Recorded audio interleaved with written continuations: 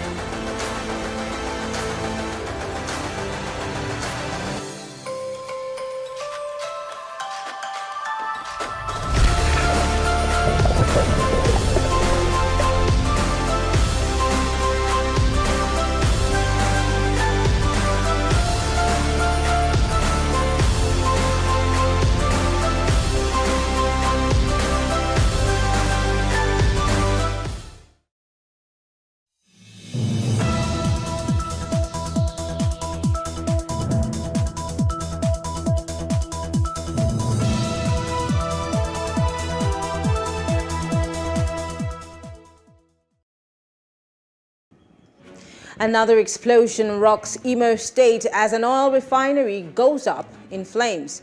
And Igbo groups warn that any attempts to deny Southeast presidency will spell doom for Nigeria. Well, this is Plus Politics. I am Mary Anacon.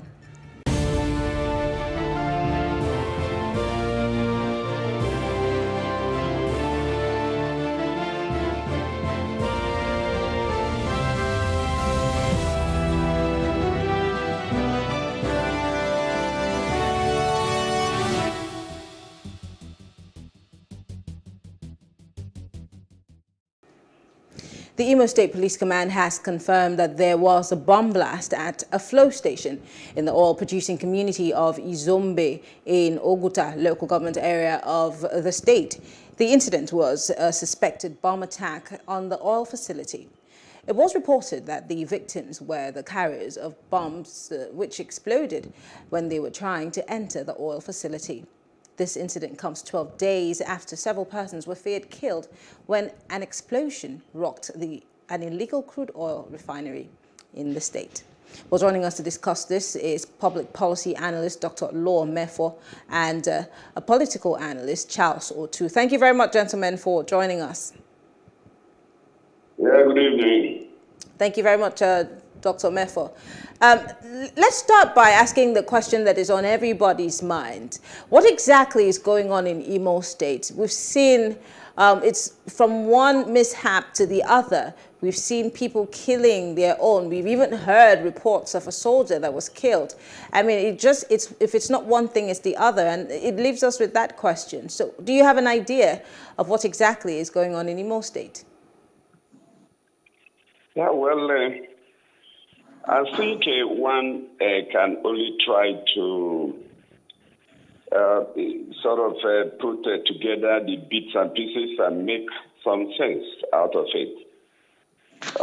There is no doubt that the governor of Imo State is not having it easy with some non-state actor groups there, and they have been on war path for some time now. And if you check what has happened in Olo part of Imo State for about a year now, you can see that that is what I want to believe is escalating and assuming more frightful dimensions. And in all that, all I see, as far as my senses can carry me, is a face-off, a battle between the non-state actors and the state actors there in Imo State. And they have, both sides have exchanged words and threats, and each has tried to make a good the threat. And the most recent dimension being added now is this bomb explosion, and which one may still have to put as a part of what is already going on. I think it is quite sad and bad, because bombing of oil facilities in Imo State has not been a part of the problem. So it's certainly a new one. So for me, I think it's the mishandling of the security situation in Imo State that has led to the escalation of it. I do not think that over-reliance on a kinetic approach to solving the insecurity in Imo State is sufficient, adequate, or even advisable. For me, I will always maintain a healthy and delicate balance between kinetic and non-kinetic approaches in resolving the security situation you find anywhere, not just in Imo State, anywhere at all. You don't just use force alone. There should be some ways of using back channels to deal with some of these things. We don't need to really know what was done. What we want is relative peace, so that people can go about their normal business. Okay, I like the fact that you're looking at strategies to bring some form of relative peace, but let's go to the root cause of the problem, because this is why questions are begging to be answered. Before now, Imo State was not known to be this hotbed that it has become overnight, and for somebody who's from the southeast, and in a situation where we are building up to an election, also in a climate where the Southeast is canvassing for, an opportunity at the presidential seat. Why do you think that Imo State is even facing this level of insecurity in the first instance? Is that a question for me? Yes. Yes, you say why... How did it start? Because... Yes. Why Imo State got into the insecurity situation he has found itself. Yes. I got into it in the first place. Yes. Yes, that's what I said. I think the over-reliance on kinetic approach. What I mean by kinetic approach is the use of force. Using force to try to obliterate the non-state actors and their activities. That's one level of it. And again, even before the face-off and the actual confrontation between the government of Imo State and the state security apparatus in the state, and then the non-state actors, you find the IPOB, you find Eastern Security Network, and now the non-gunmen, has also joined the mix. And you see, camps are known to have been established in Imo State, in Anambra State, were all around the southeast, and indeed in many parts of Nigeria. You know, you asked how did Imo get into this level of insecurity? It's because the government security forces didn't act preemptively. They didn't act when they should. They were there when non-state actors established camps in the forest. They established camps. They were training, arming themselves. They were able to grow to the point that they were able to confront the state actors and the state structures.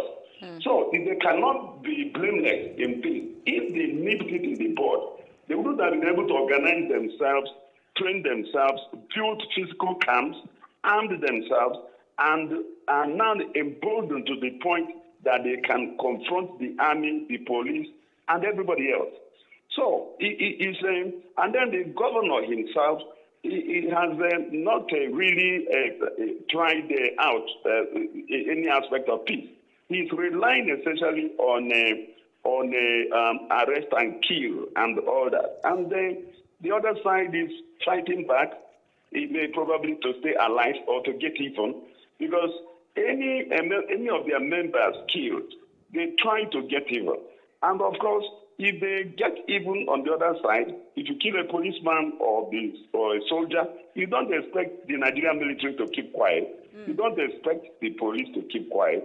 So it has become a vicious cycle of violence. You know, violence is perpetrated by the inability of the state to really read and interpret the goings on in Imo State and indeed in other parts of the southeast, because Anambra State is almost as hot as Imo State as we speak.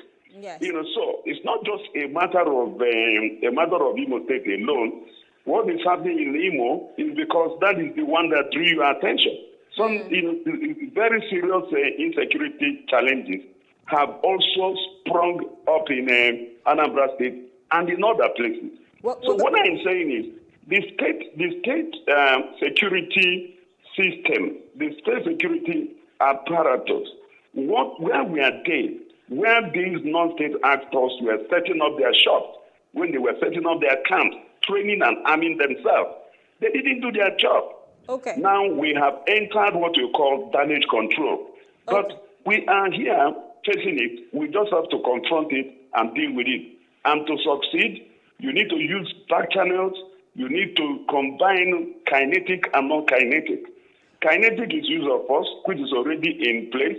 But non-kinetic is using a carrot, peace overtures, negotiations. You don't need to do it in the open. Some of these things are done using back channels. What you want is a result. And that is the only thing that concerns and that will make sense to the citizens. They don't care how you achieve that result. Let me go to Charles. Charles, can you hear me? It's interesting how the lawyer has described the situation in Imo State, and of course he's talked about other parts of the southeast. But let me ask you, do you think that there is a political aspect to the insecurity and the uprising, not just in Imo State, but of course in Anambra and the pockets of violence that the southeast is facing today? Yeah, thank you very much. Re-echoing what my co-guests have said, the security situation or the insecurity in Imo State has a serious political dimension. I said this because I knew that the circumstances which the governor emerged, that is Governor Hope Uzodimma, was such that was spectacular that he needed more wisdom. Like he analyzed the use of kinetic force on the people behind or suspected to be behind the insecurity will in a long time not achieve the desired result, and that is what is playing out.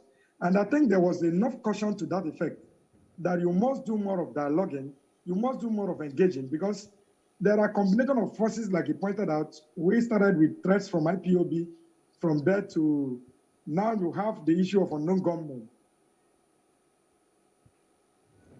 Mr. Tu, are you still there? Mr. Tu, can you hear me? I think we lost that connection with Mr. Tu. But let me come back to you, Mr. Mefo. So if we're all saying that this has some ties to the governor, and you're saying that maybe there has to be back channels and dialoguing, why is it so difficult for the state governor to have this conversation, or probably ask what these people want? Because I'm guessing even the guys who are causing mayhem in the northeast, Boko Haram at some point had a cause. Although we do not know what the bandits want, but if there is room for a conversation to be had, why is it taking so long for these conversations to be had? How many lives have to be lost for this conversation to be had? Dr. Mefo, can you hear me? Hello. Yeah, I didn't get the last part of your question. So I'm asking, if it is that these people have a reason for whatever they're doing right now, if there be a channel for conversations or dialogue to be had, or for some form of compromise, or to meet these people halfway, why has it taken so long for it to happen? I mean, I'm also asking, how many more people have to die for this conversation to be had? Yeah,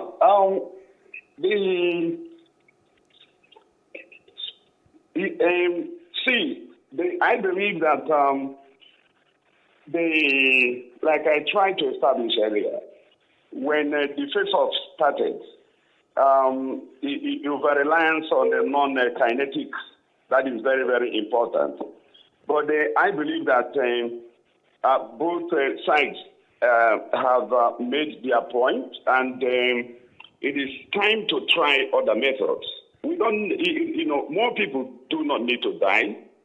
And I also want to believe that IPOB, Eastern Security Network, themselves also want peace. And I want to see what they are doing as a battle for survival. They want to stay alive. And I'm so sorry. I'm curious as to what battle to stay alive would mean killing other people.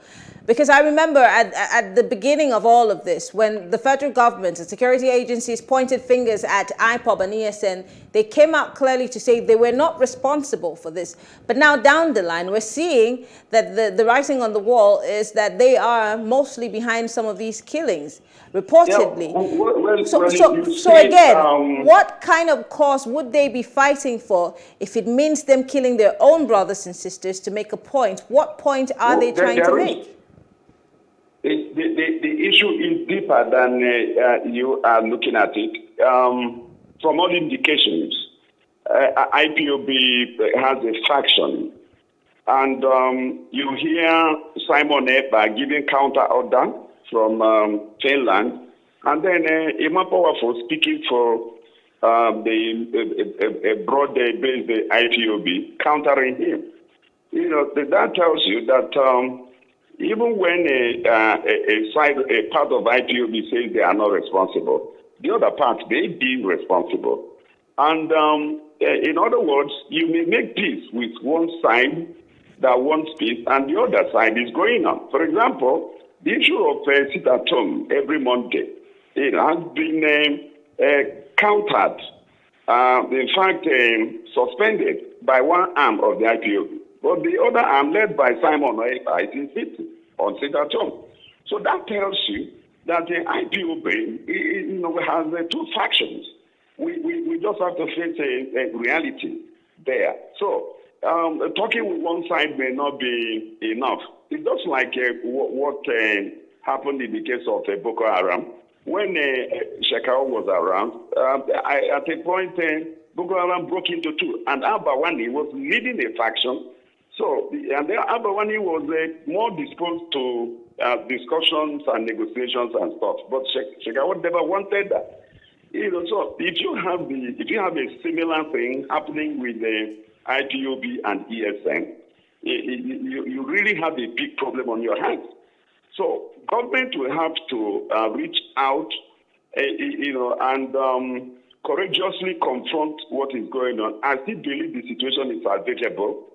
And if Biafra is what they want, they need to be alive to get the Biafra. And you can do Biafra agitation without adding arms to it.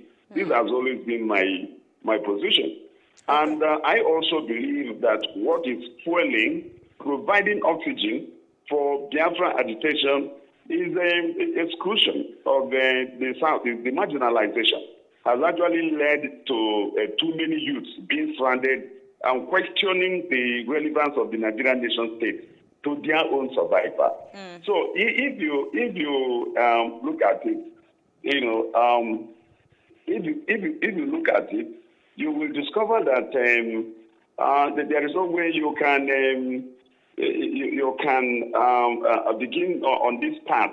Today, I read that even Britain is trying to disallow any person that has anything to do with Biafra from entering Britain. That's a big problem, and it can escalate to the whole EU, European Union, and that becomes a problem to Nigerians of Southeast extraction, because our names will always give us out that you are Okechukwu, you are Chukwudi, all that. So once they see those names, they know you are from that side. So if we are all tarred with the same brush as Biafra agitators, members of IPOB, and therefore terrorists, you can see that it's going to be quite tragic. So everything has to be done to begin to de-escalate what is going on at the moment. It is still possible. I still see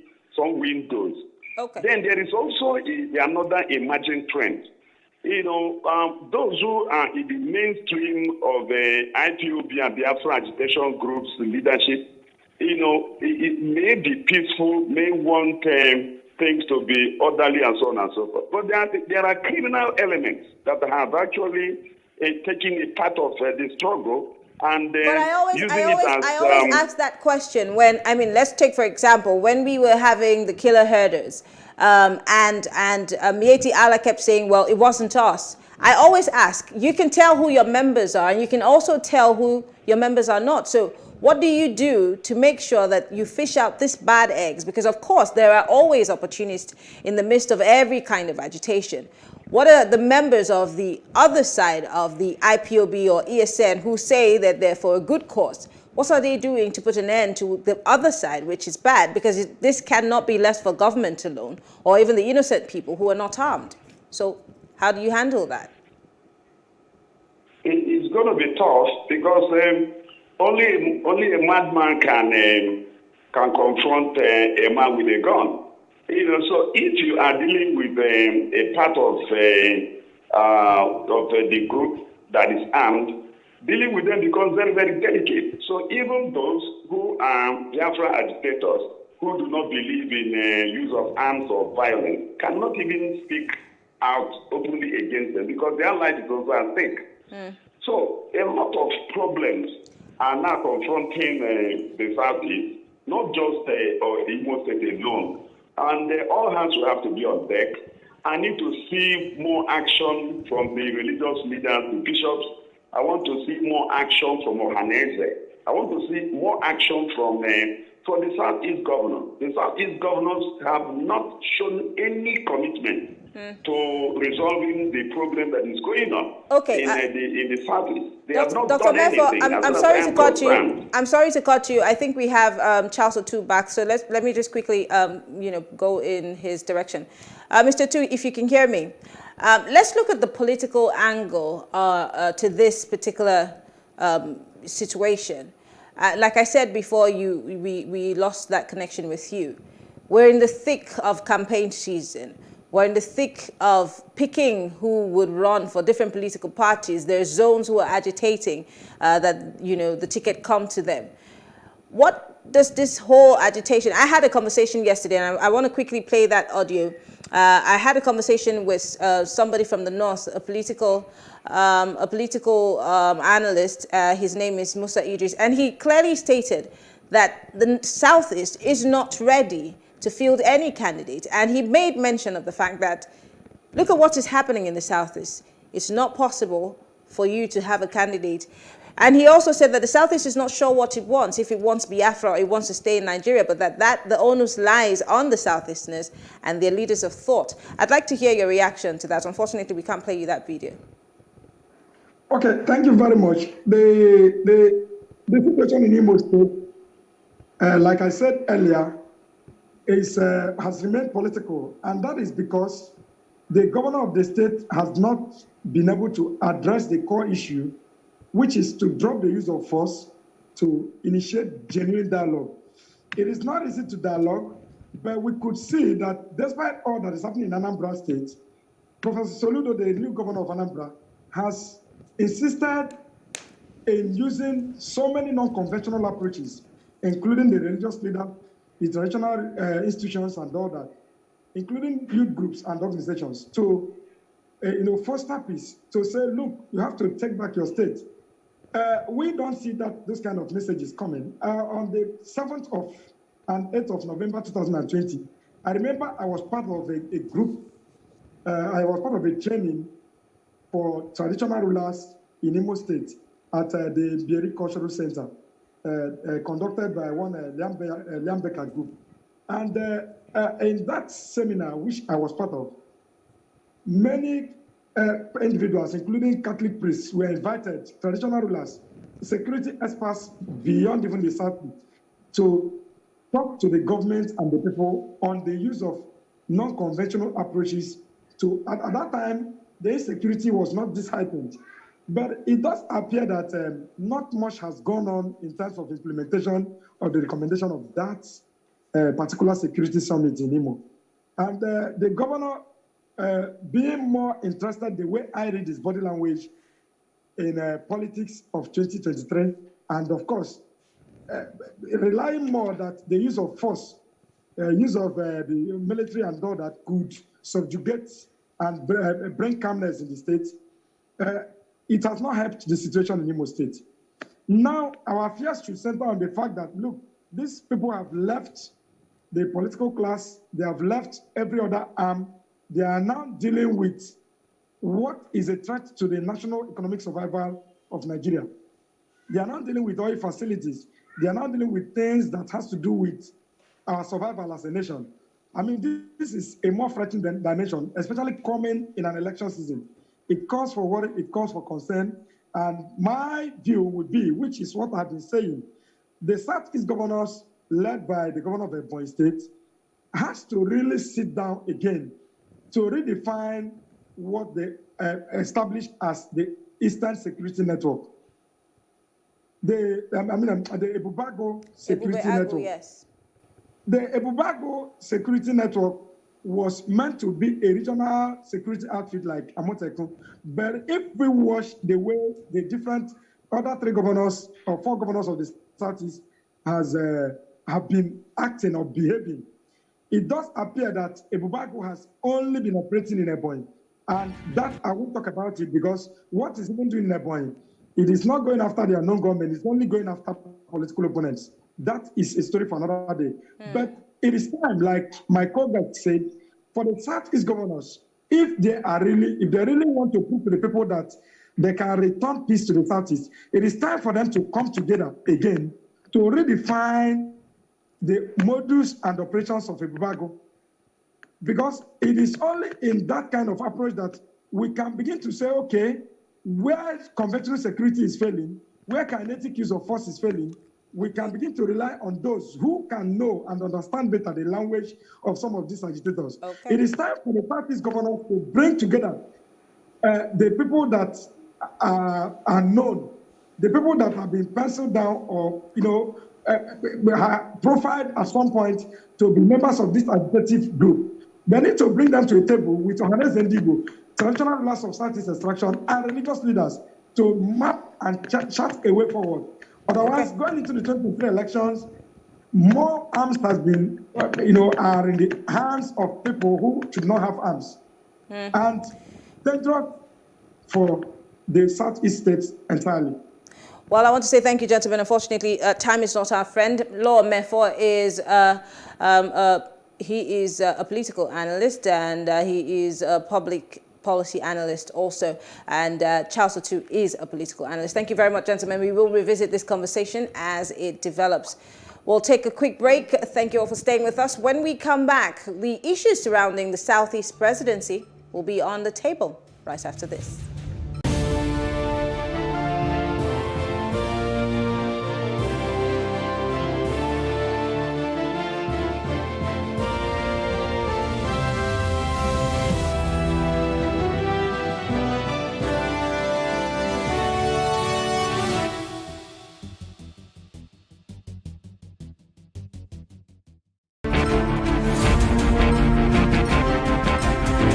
Everybody wants new Nigeria. Nobody wants to continue with this rusted system that is not working for anybody except those who are in government and their cronies and people around them. And when we go to the New Nigeria People's Party, we are happy with the New Nigeria, and we are happy with New Nigeria People's Party. And you see, we are not only looking for party with the majority of people. We were looking for a party that has a potential of receiving people who are of like minds. The party is very much concerned about the security in this country. Security is key. In fact, in the past, we were taking security for granted because we believe that every responsible government, not only in Nigeria, but across the country, will ensure the security of lives and properties. Unfortunately, we find ourselves in this country that the government in power cannot really say that they have done that. We have seen what happened just recently from here to Kaduna, where the train was attacked. So many people were killed, some were being injured. Many people were being taken into the bush. As we are speaking now, they are there with the bandits. Only God knows what is happening to them.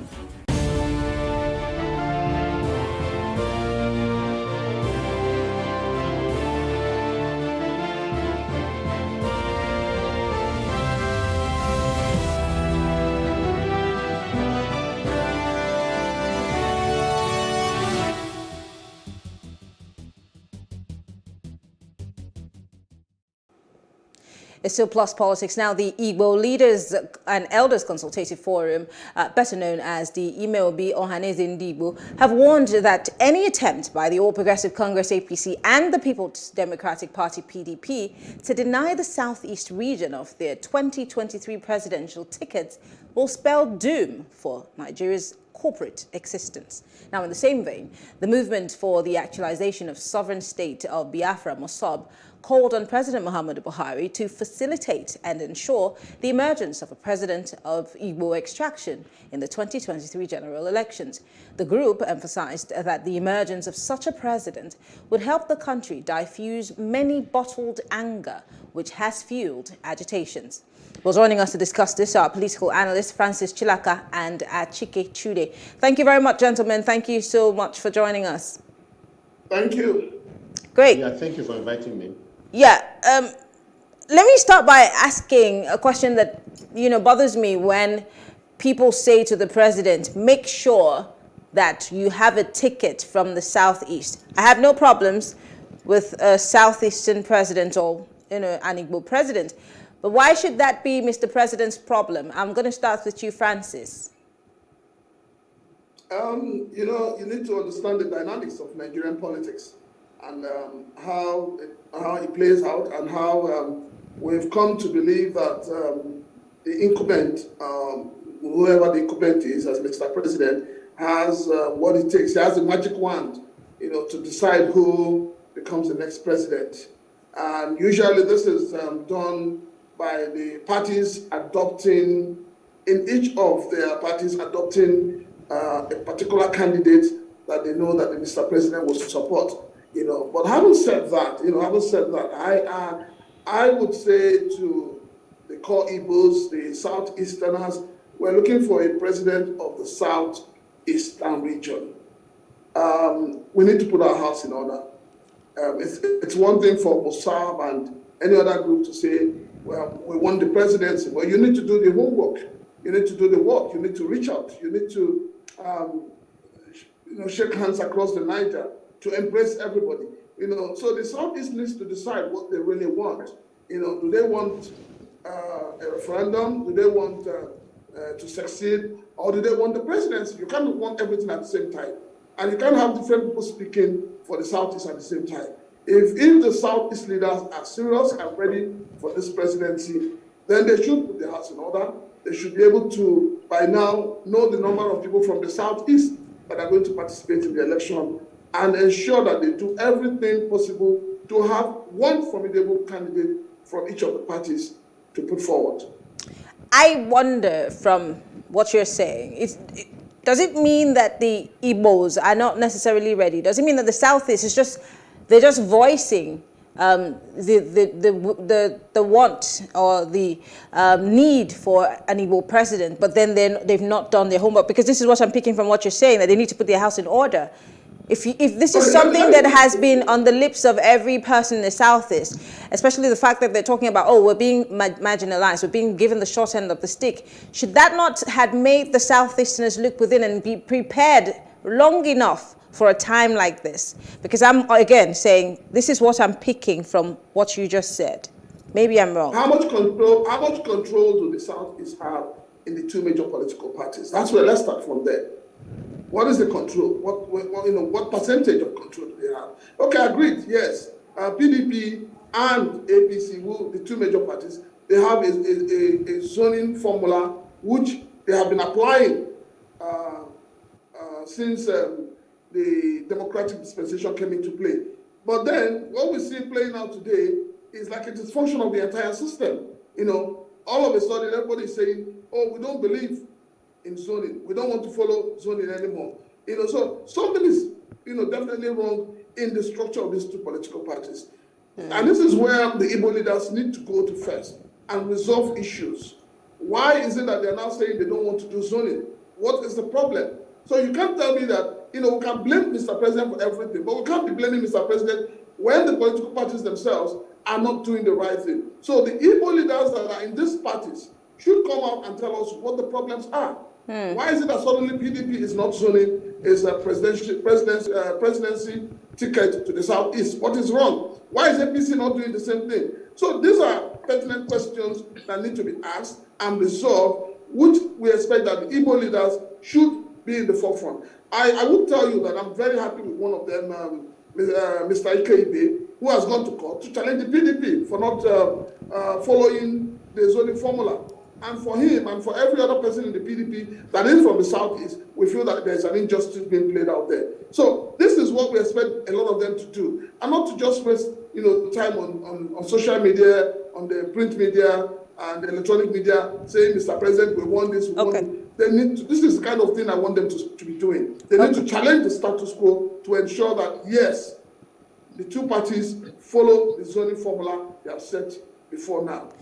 Achikachure, where do you think the problem lies? Is it with the political parties, or is it with the people? Is it with the following within the party? He's just made a case that someone has taken a certain political party to court. But here we are, in the midst of an agitation for the Southeast presidential ticket. A very senior politician from the Southeast, Wazirike, has thrown his weight behind a Northerner who's also running for presidency. And for some, this is a dampener on, the agitation. But I want to ask you, as someone who's from the Southeast and as someone who has seen elections come and go, where do you think the problem lies in this Southeastern bid for presidency? Well, I don't know how many troops Wazirike has. He used to have quite a number. He doesn't have them anymore. So Wazirike is not as important, as prominent as he used to be in the days of Masob. But apart from that, his organization, Masob, has come out solidly to back the Southeast presidency. But beyond that, again, is the fact that Igbos are beginning to come out, the Southeasterners are beginning to come out to speak with one voice. And I think they have made a lot of strides in that direction. And it's not just beyond beyond the Southeasterners, you have organizations like Afenifere. Then you have the leader of PANDEF, Edwin Clark, also, all clamoring for a Southeastern president. So the agitation has actually gone beyond the Southeast, the agitation for a Southeast president. And then even in the Southwest, of course, Afenifere is from the Southwest. In the Middle Belt, you also have that agitation also for a Southeastern president.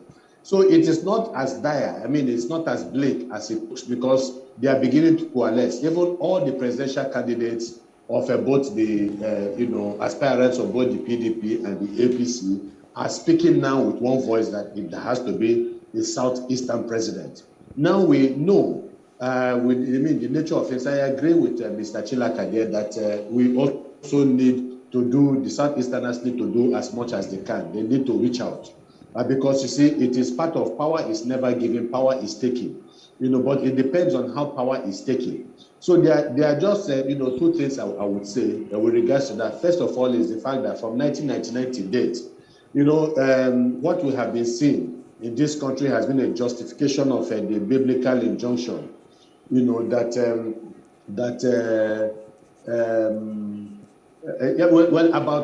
the same power that the kingdom of God suffered violence and the violence taken by force. Unfortunately, that is what we have been seeing in Nigeria. The presidency going to the South because of the agitation in the Niger Delta. The presidency going to the Southwest because of the death of Abiola and the crisis that generated. And then of course the threat by some members of the APC about the presidency of this country if they did not get it after Jonathan's first term. And the fact that we were told by a chieftain of the APC that they actually brought in mercenaries for the purpose of causing trouble if the APC did not get the presidency. So you now have agitation in the Southeast too. And the reality, and just like the Southeastern leaders are saying, what is going on in the Southeast, the violence, and the unfortunate destruction of, to lives and properties in the Southeast cannot be contained by the military. And we have seen that, So we have seen the military make all kinds of incursions into the Southeast, and we have seen how these elements, dangerous elements I would call them, because I don't think any reasonable person would be happy with the bloodshed that is happening in the Southeast, whether it is coming from state actors, the soldiers, or whether it is coming from non-state actors, whether it is the ESN or rogue or renegade organizations operating in the Southeast. But there is a clear warning that perhaps one way of bringing down the tension in the Southeast and bringing peace in the Southeast is the issue of the presidency. Because any other president will have to continue with acts of violence against the people of the Southeast, and it will backfire. But once you have a Southeasterner as president of this country, it becomes very difficult for the average Southeasterner to continue violence, because that will be resisted by the people of the Southeast, because they have a candidate, a president in Aso Rock. And so that makes it difficult for them to continue with the agitation. So you are balancing what is going on. It's unfortunate that we've gotten to a level where any group of people want the presidency or they feel that the presidency should go to them, they resort to acts of violence to intimidate the polity. But that is where we have found ourselves. And then the issue of zoning, it is very clear that if zoning is not implemented, it is going to be a disservice to the people of the Southeast and an injustice, a gross injustice against them. But it is not just about zoning to the South in general. This is what the APC has done. But within the South itself, it is only an act of natural justice for them to say, look, it has to go to the Southeast. And that's what Afenifere has adequately said. So it's not just, I'm sorry, Achike, I just want to come in there. I'm so sorry to talk over you. You talked about Afenifere, the Middle Belt Forum, of course, PANDEF. They have come out with statements.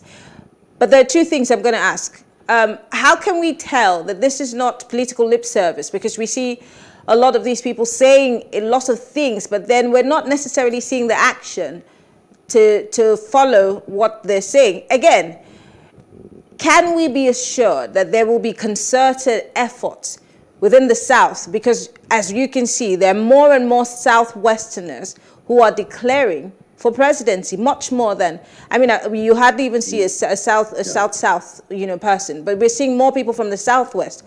How ready is the South to push that power or that ticket to the Southeast, even in the first instance? You see, I don't know about pushing it to the Southeast, because obviously those in the South, in the Southwest, under the platform of the APC, do not have any obligation to the PDP. So I think it's only a natural thing for them to want to, insist that the president, if a president can emerge from the Southwest, should emerge from the Southwest. But I think what is now happening is that there are even insinuations that even PC that has zoned the presidency to the Southwest is beginning to think twice about it. Perhaps they feel that there's a weakness in the South and that the South has not been able to come up with the required consensus needed to put pressure on the North to give up on the issue of the presidency. But they will be making a terrible mistake if they think that after 8 years under the president, that the North can remain in power for another 8 years. That will be chaos, and that's why people are warning. So what is expected really is for the political elites who look, if it's a matter of justice and equity and fairness, then the presidency should go to the Southeast. If it is that alone, it should go to the Southeast. And that's why a lot of other people are beginning to say that it will amount to injustice if the Southeast deny that. But there's also the issue of the existential, threat that further violence in the Southeast poses to the rest of the country. The violence in the North is even enough for anybody to think twice about allowing a northern candidate right now to retain power, because they have been in power for about 8 years. The insecurity has become worse, far worse. In fact, there are some people, even the northerners, some northerners that are beginning to say that they do not think that a northerner might be able to stem the tide of violence in the North, that perhaps it might need somebody from the South to be able to do that. And then, of course, the contention of violence in the Southeast. So it makes a lot more sense. So any attempt by the entire North itself to say, look, power is not going to shift to the South, will bring the South together, in a way that the North is not going to enjoy. So, like I said, I think that the very best thing, ultimately at the end of the day, is to allow justice and equity to prevail and to put bed the crisis of injustice, or the issue of injustice and unfairness that has been a lot of the Southeast, at least on the basis of the perception about how they are being treated. Okay, quickly, we have just a minute, so I'm going to give each person 30 seconds. I'm coming to you, Francis. With all of this, the many people who have declared, we've seen one Southeasterner for, I think, the People's Democratic Party, maybe two in the PDP, I'm not very certain. But what do you think the power, the backing, the following of those people, what change can it really make going forward? But all the chaos that is going on between the political parties, especially for the PDP, who's saying, we're throwing the ring open, come one, come all. How do we see this campaign season playing out? I think PDP would be shooting itself in the foot when for taking this decision that it wants to take. I would say for equity, justice, and fairness, PDP should do the right thing, because actually PDP is the party for the Southeasterners. It has always been the party for Southeasterners. And there's this agreement and arrangement that it is time for PDP to zone the presidency to the Southeast. So I think that they'll be doing something that is so disgraceful, and if they don't take time, that will lead to the ultimate death of PDP in Nigerian political space. Okay, and finally, Achike, because we are out of time, you talked about justice, equity, and fair play. Has that really ever come to play in Nigerian politics? Why would it come to play in 2023? For what reason? Well, there has been balancing. There has been balancing, and it is that balancing that people are talking about. I mean, there was balancing with the death of Abiola. There was balancing when we had crisis in the Niger Delta. There was balancing when it came to Buhari and so on. And so when it comes to the Southeast, there has to be that balance. If that balance is not assured by the political elites, and it's about collective bargaining, that is what they do. All of these things all these dynamics that produced, especially Obasanjo and Jonathan and so on, was a matter of collective bargaining by the political elites. So if the political elites and I think they should be smart enough to understand the signs and to read the signs of the times, that it does not all go well for the rest of the country. For the North, it will be foolhardy for them to attempt to retain power All right. in 2023. Well, I want to say thank you, Achike Chude, Francis Chilaka, both our political analysts. Thank you so much for being part of the conversation. Thank you. Thank you. All right. Well, we'll leave you with what Nigerians think about the calls for a Southeast president. And that has been the show tonight on Plus Politics. We come your way again tomorrow, 7 p.m. West African time. I'm Mary Anacone. Have a good evening. And they sit, presidency seat, because they have not had the oneness, the unity. So they don't have the material for now to work with. The moment they have the oneness, the unity, the one accord, they will rule Nigerian. They deserve it now because the system have not been fair to them. I personally am not from the Igbo states, but I personally think that they are hardworking people. You understand? Because Nigeria as it stands now, they have not been fair to them. The leadership and everything, they have been kicked outside. And I think it's high time they get their own share of what is happening in the country. Yes, I think so. Because Igbo people are more experienced than all these Hausas and Yorubas. So I think Igbo person, if he rule Nigeria, he will rule it better. Well, to the best of my knowledge, if it is by rotation, it is being done by rotation. If there is an agreement within both the Northerners, the Westerners, and the Southerners, that things should be done rotationally. I mean, choosing the president of Nigeria. If the Yorubas have ruled and the Northerners have ruled, if it's come to the Westerners to rule, they should rule. If it is turn for the Northerners to rule, they should rule. If it is turn to the Easterners to be ruled, they should rule. If they should give an Igbo the opportunity this time, I think maybe it will be a change, and let's see how it.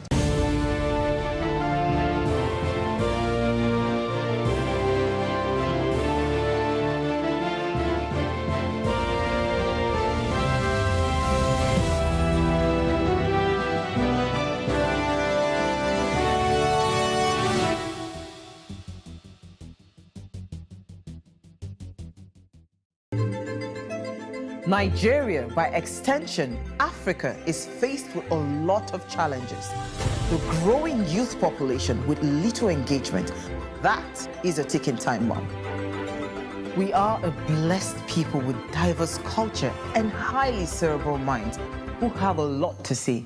And yes, we are talking.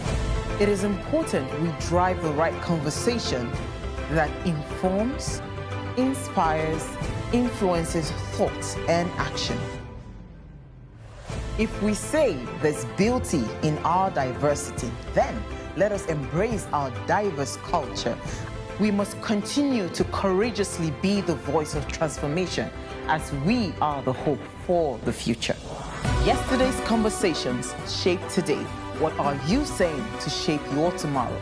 We know you have a lot to say, and we are here to hear you.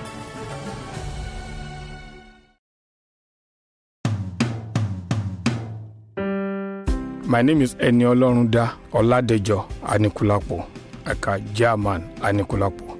I was born and raised in Lagos. Earlier part of my childhood was in Lagos Island because my father was mostly up north working. This was post-Civil War.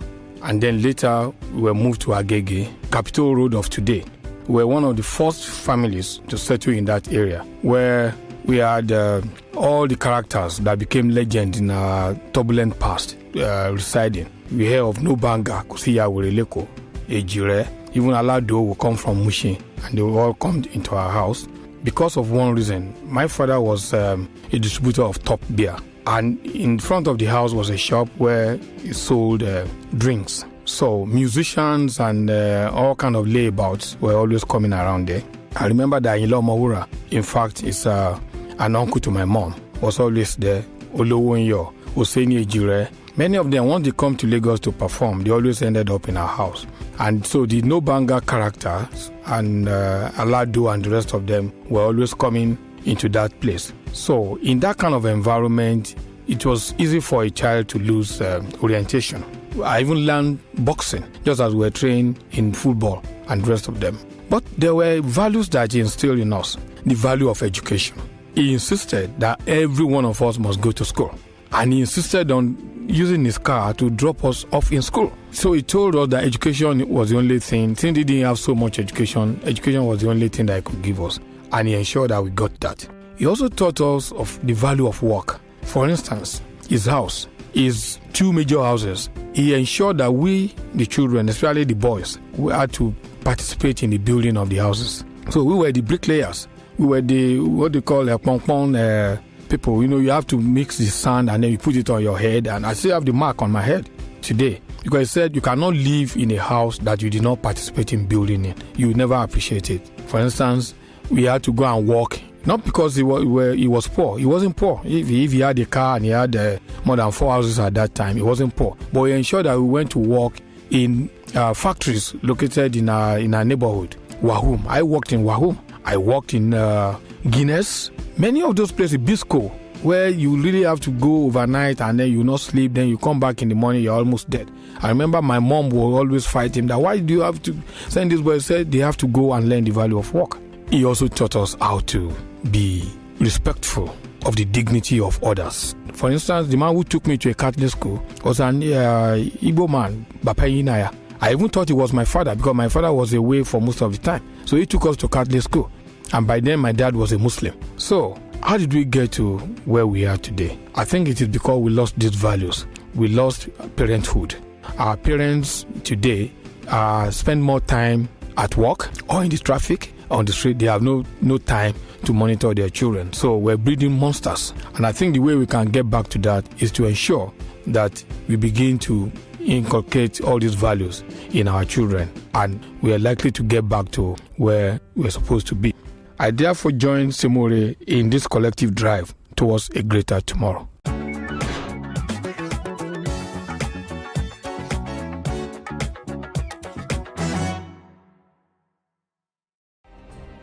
Nigeria's Niger Delta region, from where the black gold fuels Africa's largest economy, where the lines between wealth and poverty has never been thinner. Conflicts, poverty, insecurity, and environmental challenges daily confront the region. How can the Niger Delta story be changed for the better? Join Mamude Akuga at 9 p.m. every Friday evening on Plus TV Africa as he probes deep in search of solutions. Inside the Niger Delta with Mamude Akuga, the authentic voice of Nigeria's oil-rich region.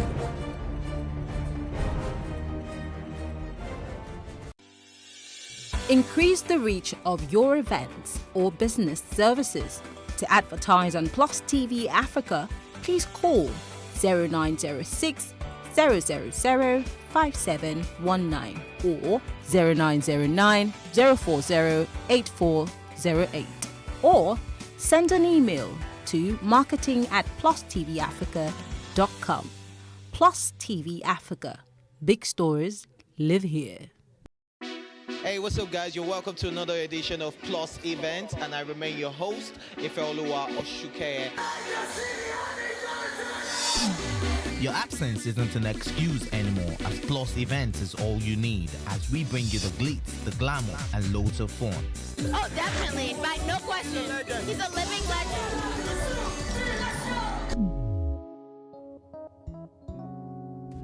Oh, God forbid, Holy Ghost fire, I know. I just want to be blown away. I want to be wild. This is 11 years of doing this.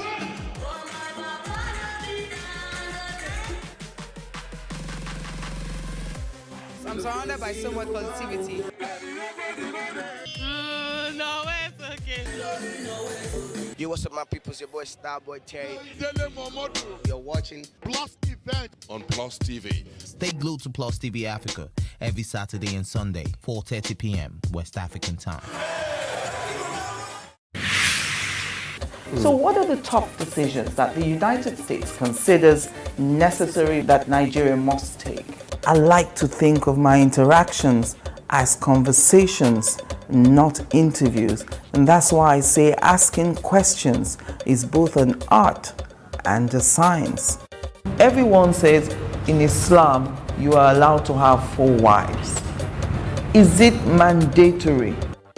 The right question enables answers that educate, inform, clarify, and help you, the viewer, to better understand the issue before making up your mind. Our goal is to reduce from 10 to 2 days the time it takes to register businesses in Nigeria. Join me every week on this station, Plus TV Africa, and gain exclusive access to my conversations. I'm Angela Ajetumobi. In raising our kids, parents should stop playing God. The internet is actually using the people. But when you are looking for money to help other people, then it becomes easy. Don't rush into marriage. I always say this. You rush in, you rush out. Family is the bedrock of every society and the essence of life. On Today with John and Helen, we dig deep into family values in every sense of the word. Join us every Saturday at 9:15 a.m. on Plus TV Africa, DSTV channel 408. With you, we play a part in strengthening the values passed from generation to generation.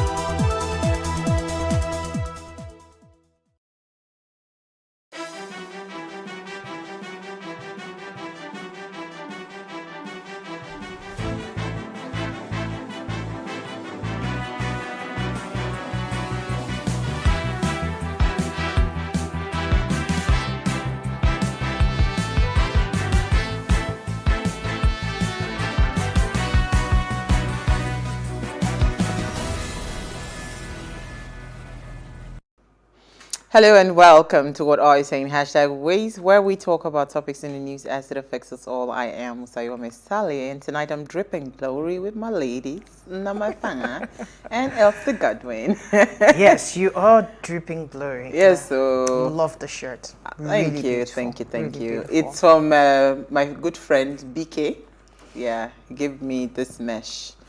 After they seized it for almost 1 year, it has been returned to me. So I decided to wait. So thank you to them for returning Yeah, it. thank them for returning it. How are you, Elsie? How are you doing? Chilled, man. Just chilled.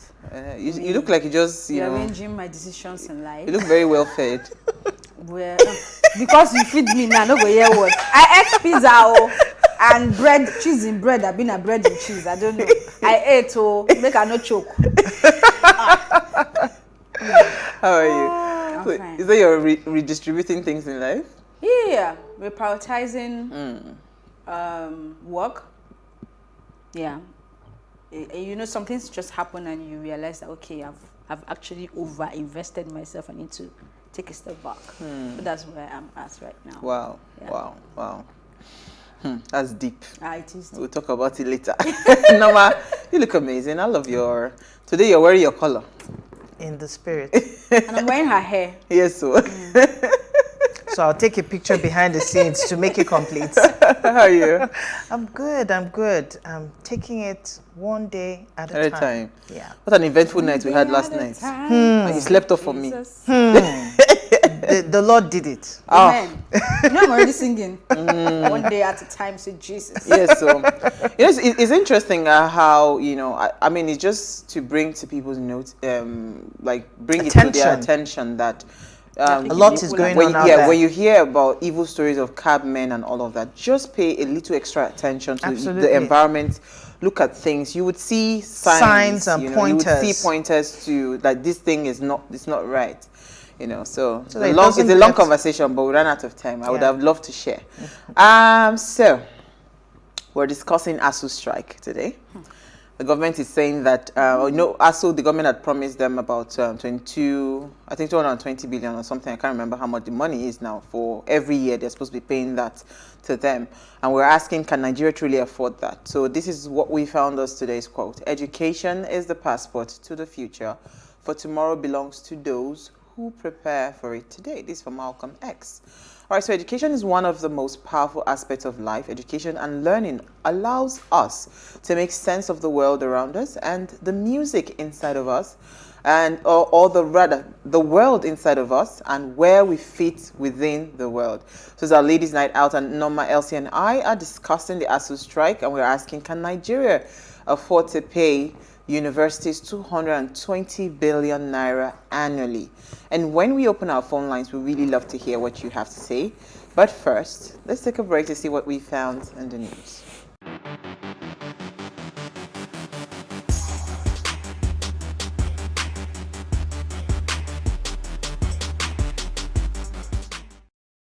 Now, International Day of the Midwife is celebrated annually on the 5th of May, providing opportunities to honor the work of midwives and promote awareness of the crucial care that midwives provide to mothers and their newborns.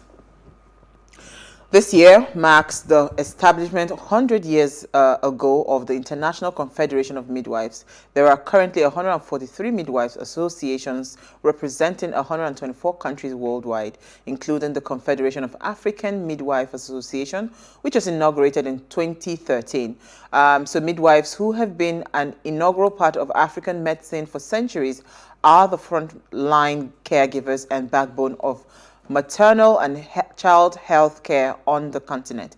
They support women through pregnancy and childbirth, providing antenatal, intrapartum and postnatal care, family planning services, as well as breast and cervical cancer screening. In emergencies, they can also perform basic emergency obstetric care. So we can't help but say thank you to all the midwives in the world. Without them, I will not be here. Without them, we all will not be here. Do you have any close person to you that's a midwife? Not really, but this day we are commemorating again today just reminded me that I have done 1 year on Wiz. Oh wow! It's way out, of course, more than 1 year on Wiz. You know, because I can remember this conversation. We celebrated the same day last year ago. And yeah, that's just what came to mind. I'm like, oh, Midwives Day again. Again, yeah. We're here again. Yeah. So, but kudos to them. Kudos They're doing to them. An amazing job. Absolutely. That's one profession that I hope that our governments can find a way to restructure themselves and begin to really appreciate them. People in the medical field in general. In general, absolutely. Yeah. All right, so let me start with you, Norma Efenge. All right. What did he find for us in the news? Well,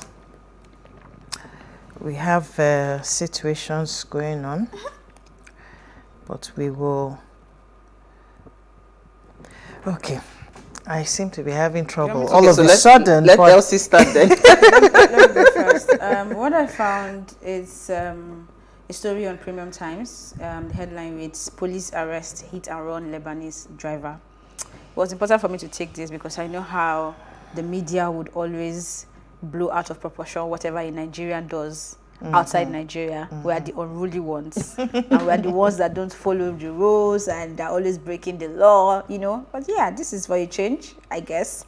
The police in Lagos have arrested a Lebanese national by name John Gregg, who drove into a pedestrian and sped off in Victoria Island. The command spokesperson, Benjamin Hundeyi, stated via his Twitter handle on Thursday that the victim, identified as Omotola Akinsonya, is currently in the hospital. The incident, which happened on Wednesday, was first reported by a Twitter user, and that was where it was picked up. So on the 4th of May, 2022, at about 7:45, a middle-aged Lebanese man drove a Toyota 4Runner recklessly and against traffic on Sanusi Fafuma Road, thereby hitting the lady, which resulted in serious injuries to her leg. So I'm glad that he's been arrested, and of course he would face the music.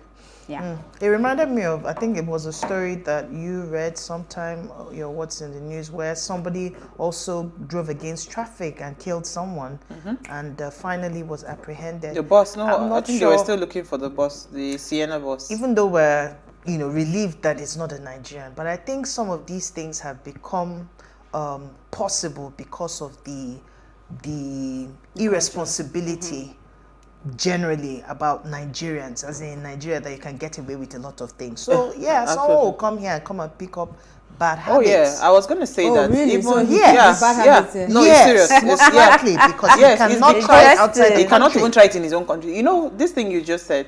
RMD's daughter tweeted. I think I saw a blog that posted something she had mentioned that after they had, I think, launched a particular project, she was dropped out of that project because she's Nigerian. So it is. I mean, it's not even within the shores of Nigeria anymore.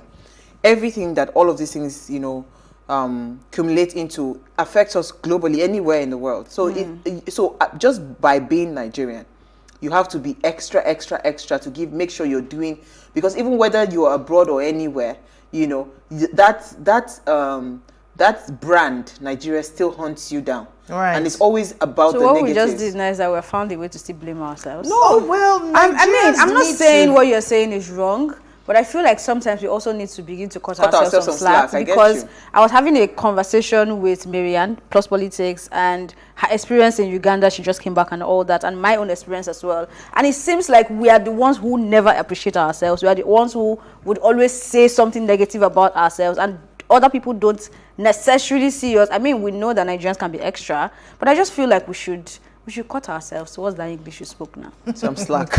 All right. They try calm down. We're not the worst in the world. Okay, I agree.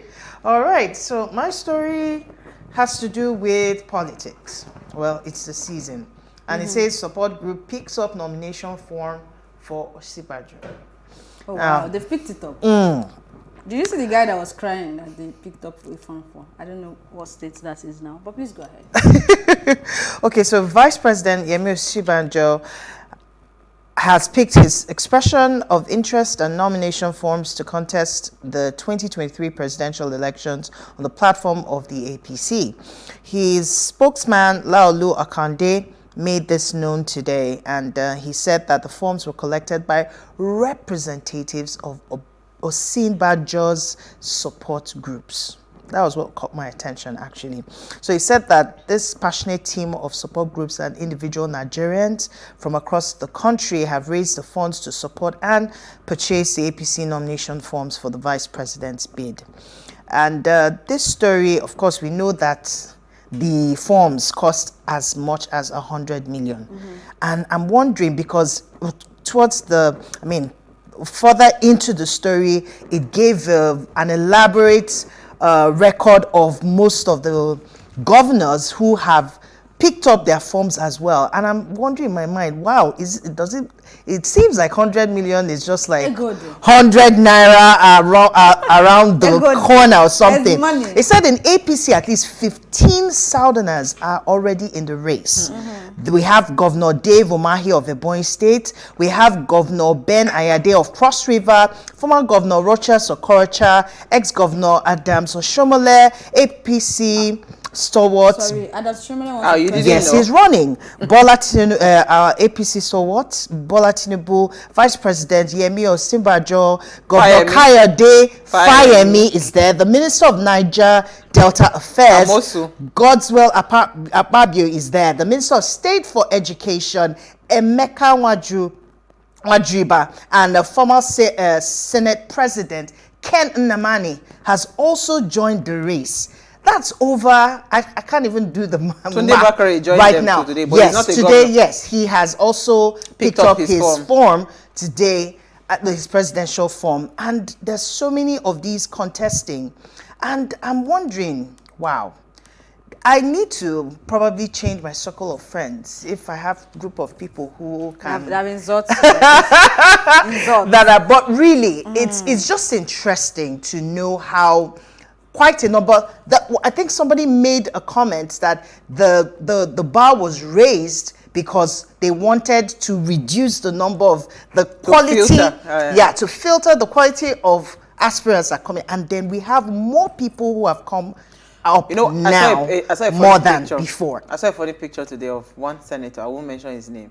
He was in tears. He said the one I'm talking about now, that they bought. Yes, that was the one she was talking about. So it's really interesting times that we're in, and I'm really looking forward to the outcomes. Days leading to the election is always interesting. But there's something I saw, though I haven't read the article completely, but it's a quote from Femi Falana, where he was saying that it's in Premium Times. He's saying that the illegality of outrageous nominees fee, right? And he's saying something about the APC ought to have realized that by restricting politics to the affairs of fat cats, it has violated Article 13(1) of the African Charter on Human and People's Rights, which says that every citizen shall have the right to participate freely in the government of this country, either directly or through freely chosen representative in accordance to the provision of the law. So last we are speaking English. All right, so I also took this story because it's, sometimes when we hear things like this, we think it's unique to Nigeria. That's why I took the story as well, in line with what LC had taken. 13-year-old girl who was gang raped by 4 men, allegedly raped again by the cop when she went to file complaint at a police station in India. So yes, this incident happened. It came to light during the counseling by an NGO after which the case was lodged in Lalipto, what had I pronounced this place, on Tuesday. So according to the complainant, the mother of the girl, her daughter, was abducted on the 22nd by some guys, I can't pronounce their name, Chakan, Ratban, all those Indian names, who took her to a particular place where she was repeatedly raped by all 4 accused men for 4 days. Oh, wow. They raped her for 4 days, and this girl was brought back on the 26th and dumped in front of Pali police station by the accused. She was later handed over to her aunt. A day later, the police called the girl to the police station to record her statement. In the evening of that day, the girl's aunt took her to the police station. The police station house officer, they mentioned his name, where he raped her. He raped her, and the complaint that's where she now also alleged that he also raped her. So when we see things like this, we think, oh, this thing is unique. When we hear, oh, Nigeria, when I heard this, I said, okay, you see that this culture, this rape culture, it's a global thing. It's a global, yeah, of course, it's always been a global thing. But I'm saying that, when you hear, you think, oh, maybe it's jazz, it's this, it's that. It's just, you have a lot of have troubled people all over the world. This is not trouble, Norma. This is sick people. Trouble makes it mild. Okay, well, there are very sick men out there, and honestly, when you identify those kind of men, women, they should just find a way to just eliminate them from the system. It's as simple as that. Really goes out to that. It's not that simple. That's double jeopardy. Somebody is supposed to protect you. The person is part of the people raping you after being raped for 4 days by 4 different men. I can't even begin to imagine what. And this girl is only 13. It's traumatic completely. We'll take a break. On that note, we'll come back to discuss the ASU strike. Stay with us. We'll be right back.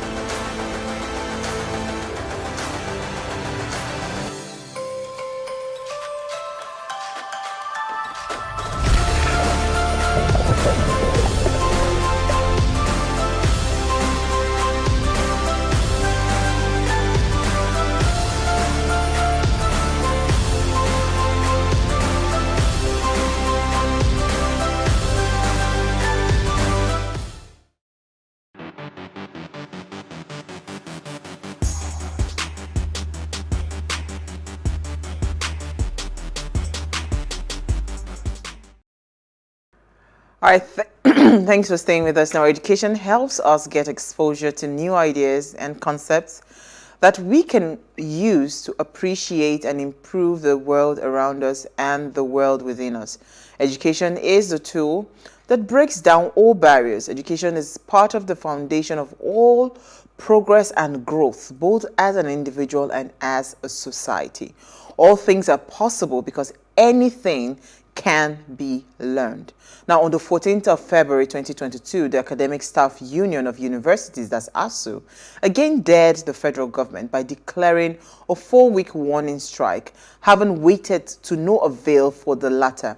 Now, students have been out of classes since then, and Vanguard reports that the President, National Association of Nigerian Students, NAS, Comrade Sunday Asefon, on Thursday, accused Nigerian leaders of ignoring the plights of students who are at the receiving end of the ongoing strike action embarked upon by the Academic Staff Union of Universities, that's ASU.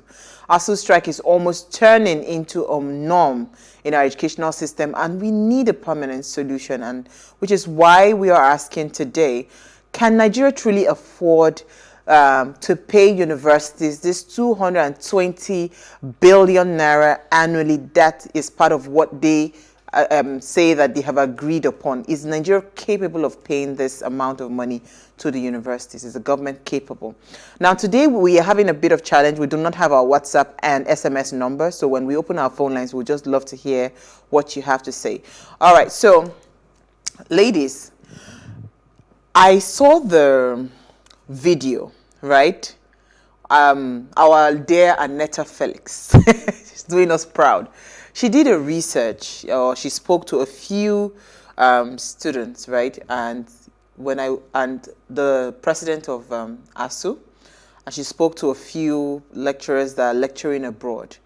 And it was just an interesting video to watch. I mean, if you've not seen it, you can go on Annetta's pages there, Annetta Felix. And first of all, there is a set amount in trillions that the government, I think about how many trillion that the government was supposed to pay ASU, but what they had agreed upon was to break it down.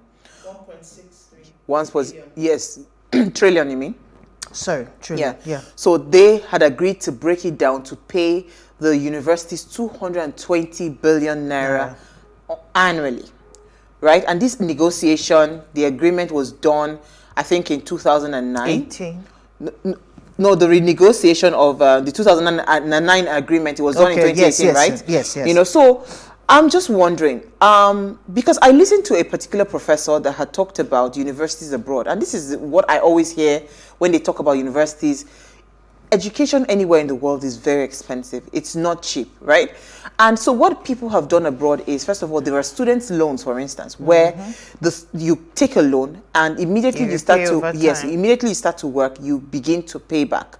So it is almost like they will give you like a jail term if you do not even pay that money. That's on one hand. So that keeps the funds of the university flowing, right?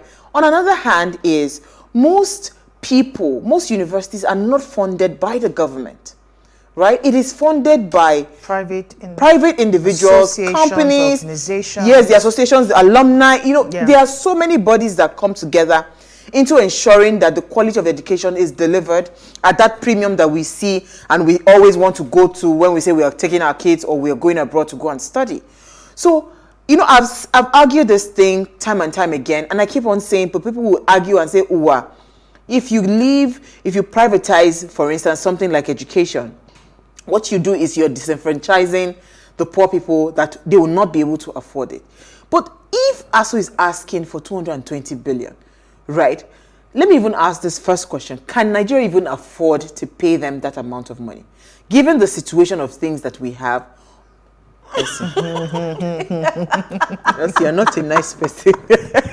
You're just something else. Oh my days. Noma, I'm sure you have a lot to say. No, I do not. I would love to hear what you have to say. Are you able to try to repeat my topic? I mean, the name of my show. Yes, right. If you don't have anything to say, let us just open the line. We are on point. Elsie has something to say. We're going to start from... I just want to pick it from some of the things you've said, like student loans. It's a fantastic idea. I mean, when I was watching that video you shared, it made sense, but it will be difficult for them to implement it because there are no jobs. So if they give you loan to go to school, where's the job to make up for it? There is no job to make up for it, right? And like you said, education is not cheap. What is our minimum wage? We are still quarreling 18,000 and 30,000, right? I think I saw something about Edo State. Edo State upping it to 40. Well, that's Yeah. like one out of how many states? 36 states, right? So if they give you the loan, how many years would you work for you to pay back that loan, right? Then begin to now build your life as a person. Because what you're even being paid, in fact, let's not even go far. There are no jobs, so they should start by creating jobs first. And I said something about the people who really run education in advanced words, like private people, NGOs and all.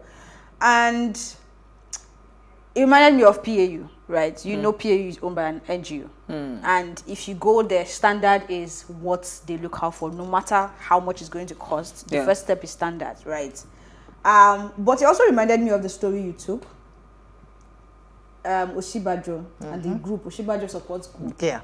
They are gathering money and they are buying form of 100 million. So if they are ready to buy form of 100 million, it means that if he, I mean, this is becomes a big if he becomes the party flag bearer, right? They are ready to sponsor his campaign. Yeah. And that's to tell you how much our priorities are misplaced as a people. Thank you. Right? I mean, I'm not going to hold brief for anyone or blame one person for the problems of Nigeria, because we did not get here today. It had been years and years and years of overlooking things we shouldn't have overlooked, and corruption, covering it, and then we're here right now. So it's not going to take 4 years, neither is it going to take 8 years for things to get better. True. However, this vice president is the same man who is in this same government, and if he had this level of influence to bring people together, to bring out this sort of money, what has he done in terms of education? Even if you say, yes, the government is broke, we don't have money, and ASU is on strike, I've never heard him make one statement regarding ASU.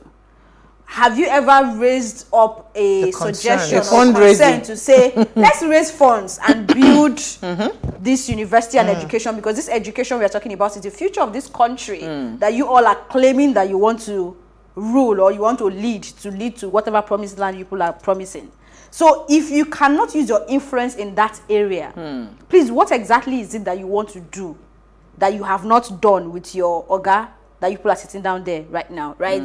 So I think that us as a people, I mean, I'm not going to say there aren't Nigerians who are doing a lot. Trust me, there are people who are working. They are putting back their money. They are looking for grants. They are doing, like we've interviewed some of them. We know that things are happening. But Nigerians as a whole, our priorities are not right. That's one. And secondly, we're also used to that proverb we always tell ourselves, like, if they push you against the wall, you just break into the wall and keep going. You know, and that is what you see from that video as well, where students are beginning to learn trades. From hairdressing to makeup to fashion designing. In fact, they are not even enthused to go back to school, because for them, if they are done with school, what exactly is the next step? Going to do? Yeah. So for most of them, like I even have a niece who she does fashion designing. She's just in 200 level. She's already making money. People give her clothes. She sews and all that. They are not interested. Because the picture after school is not looking good. It's not looking good. So I just want to touch quickly on something you said, and I'll come to Norma, because part of what the lecturer was talking about, you know, I remember when I was in school, right? James Ibori was our governor then. When I was in school, we had foreign lecturers. I had a foreign lecturer come to do like a cross-posting, you know, where she came on what do they call that? It's not sabbatical.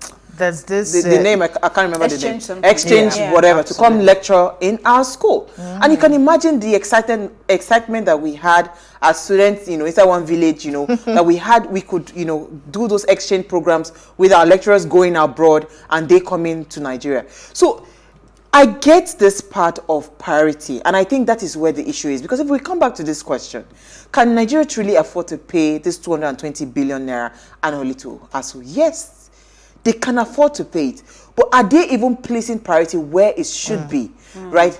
That is now the big question. But let me hear your thoughts, Norma, then I'll come back. Yeah, it's still on priority, right? Because when you think about it, education, I think it's the quotes that you mentioned at the beginning. Education is an integral part of growth in any given society. When people are enlightened, when people have a say in the decisions and decision-making process for the outcomes of their lives, then it's easier to channel them in the right direction. And the more people who are exposed to quality education or learnings that help them or empower them to become better people, that the better quality of human beings that we're able to churn out. Now, where our priority lies as a nation, we have seen it over time in the kind of leaders that we've been able to churn out and the kind of decisions they make on our behalf. In today's case, we're talking about education. I don't know about you, but as far back as when I went to university, there was, in fact, one of the first, what will I call it, indoctrinate or welcome was after matriculation. Our matriculation, they said we should go home for 6 months. We just came, wore our gowns, took pictures, and after that, school went on strike for 6 months. We lost a couple of years. And I don't know of anyone who graduated at the time that I did. Oh, you did? I did. Where did you school? school? So that's what I'm saying. So Delta State University under Ibori's government, even when the strikes were going around, he said his own university. So I think that happens in Lorry as well. Yeah. So it is the priority that matters. A couple of schools were able to avoid that. Yeah. But some of us, unfortunately, we didn't. Okay. Because this the funding, the university requires a lot of funding. Yes, it does. And he pumped a lot of money into the university, ensuring that the running of the school day to day was not disturbed. Okay, right? So let's believe that. It's actually quite interesting that James Ibori is coming up in a very positive way tonight. Yeah, I was just going to say that. Let's believe that. Man, no bad. That government actually believed in the future of Nigeria in that regard. Let me take a break. LCA, when we come back from the break, we'll open our phone line. Stay with us.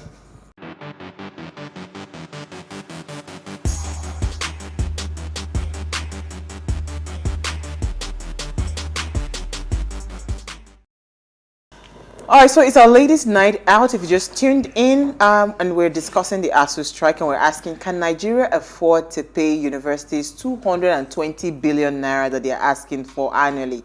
Now, remember I said we do not have our WhatsApp or SMS line, so our phone line is open. Please call us on 07025007749. That's the number to call, 07025007749. Please remember, turn off the volume of your television set so we can hear ourselves. So, Norma, sorry I caught you. I don't know, have you recollected your thoughts? I'm trying to. Let me come back. Okay, go ahead. The truth of it is that the outcry has been from many years ago. And this, I do not want to believe that over this period of time that it hasn't occurred to anyone in past governments to actually look into the issue that the ASU association has raised over time. They made that professor made a number of points. He said things about renegotiation of the 2009 amendment. He said something about revitalization of public universities. We had some governments who just said, oh, we are bringing up so university, this university without funding. So how do you carry out certain projects, long-term projects like that, without actually putting in the necessary funds or putting in the structure that will encourage effectiveness in that project or in that assignment that you've put out? And you just give the facade that, oh, we're very concerned, and it seems like you are not concerned about even the students. Yes, it is obvious that government cannot handle it alone. But where I'm trying to pitch my tent is that what have they done over time to really tackle this issue? Let me take our first caller for the evening. Okeke from Abuja. Billy? Rie. Oh, sorry. Hi. Thank you for calling. Let's hear what you have to say. You're live. Hello, good evening. Thank you for having me. Yes. My contribution to the issue of discussion tonight basically is, I think it's not an issue of affordability. For me, it's a question like you rightly mentioned, priority. That is the truth. Because if they can give a budget of what they are giving to security, to the Nigerian Army, to the Nigerian Air Force, to the Nigerian Navy, I think they can also prioritize same for education, because when you are talking about allocating so much budget for defense, for security, to me that's being reactive. And it's cheaper to be proactive than be reactive. So if we put in half of that in quality education, emphasis on quality education, at all levels, you will not have to put in so much in terms of maybe defense and security, because people will come out of school, get quality education, come out of school, get decent job, and they'll move on with their life. That's my take. Thank you so much. And you know, it's so interesting. I was watching, I think I mentioned it the day I was done watching it, where, oh, was it Taraba now? I can't remember the state government that gathered, the state governor that gathered all the who and who, how this one was donating 300 million, 1 million, that they want to revitalize the educational sector in that state. I think it's Taraba, I'm not sure now. You know, everybody, all the big names, you know, the heavyweights, the power pushers. And like Elsie rightly said, if you truly understand the importance, and they know the importance, they know how important education is, because you see, an educated mind, you cannot be tossing 2,000 naira and bag of rice for them for your elections. You can't be using them as thugs, you can't be using them as anything, right? So when I watched that fundraiser, they raised, it was in billions what they raised, right? But I'm not looking at it. First of all, who is the person that, I don't have a problem with you raising that kind of money, but will they follow through? So can they point through? Can't they do it? Make it okay a national thing? Yes. Right? You raise this fund to be able to fund ASU. How much are they asking for?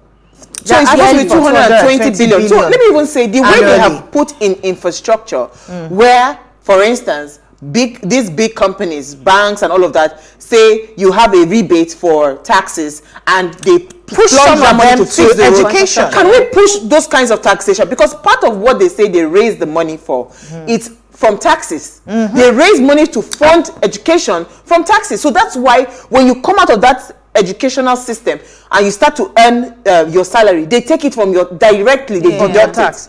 But let me take another caller, then I'll come back to you ladies. Ademola from Adokiti. Thank you for calling. Yeah.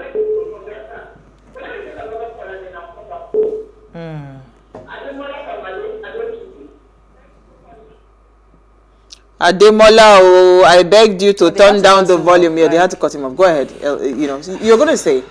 Yes, I was going to say, I mean, while you were talking, it reminded me of some, you know, okay, I'm not to name names, but there are people who are Harvard alumni, for example. It's almost prestigious for you to say, oh, I'm a Harvard alumni, because they have this association where you can actually pay in certain monies towards funding structures in the school, or carrying out one project or the other within the school environment for younger people or for new students to come in to see. So when you plug into something like that, because you have been able to benefit from what this platform has to offer, it will be easy for you to be able to give back.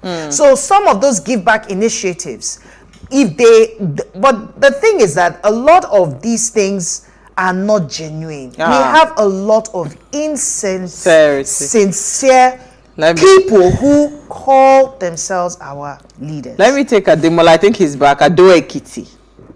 Thank you for calling. You're live. Let me say this. I really appreciate what you guys are talking about on the ability of federal government to pay the 220 bill. But you see, what people don't know about the system, because I am part of the system, is that ASU is not really fighting for improvement. They are fighting for welfare. We are fighting for welfare of the association members. People don't understand that ASU is one of the biggest problems of the university system. Today, if you read in the news, UI, FOE, and some other universities in the north, and all that, they are getting accreditation. And yes, it's the same ASU that we go to the press and say, there are no infrastructure. The basic things needed to get accreditation for courses are this infrastructure. They are the one that also claim that through NUC uses them as consultants, as accreditors, and they're the one that will go to all those schools and say things are perfect, so that NUC can give clearance for accreditation. So where is the problem of infrastructure? Are you getting what I'm saying now? Now, when you talk about this issue of other things, that fund is there, is pumping over 230 billion naira as interventions regularly. Now, what are they doing with the money? Is the issue we must talk about. Now, look at public universities. I mean, Federal University, for example. I'm not even talking about state. State are just worrying themselves by joining Central ASU to join this problem.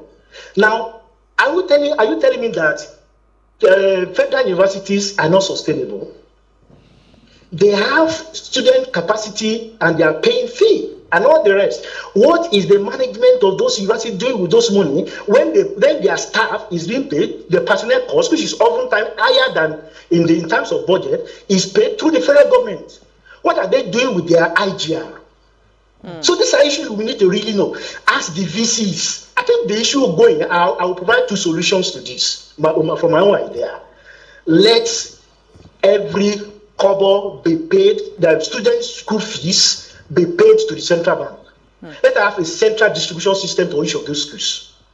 Number two, let's look at alternative sources of funding for our institutions.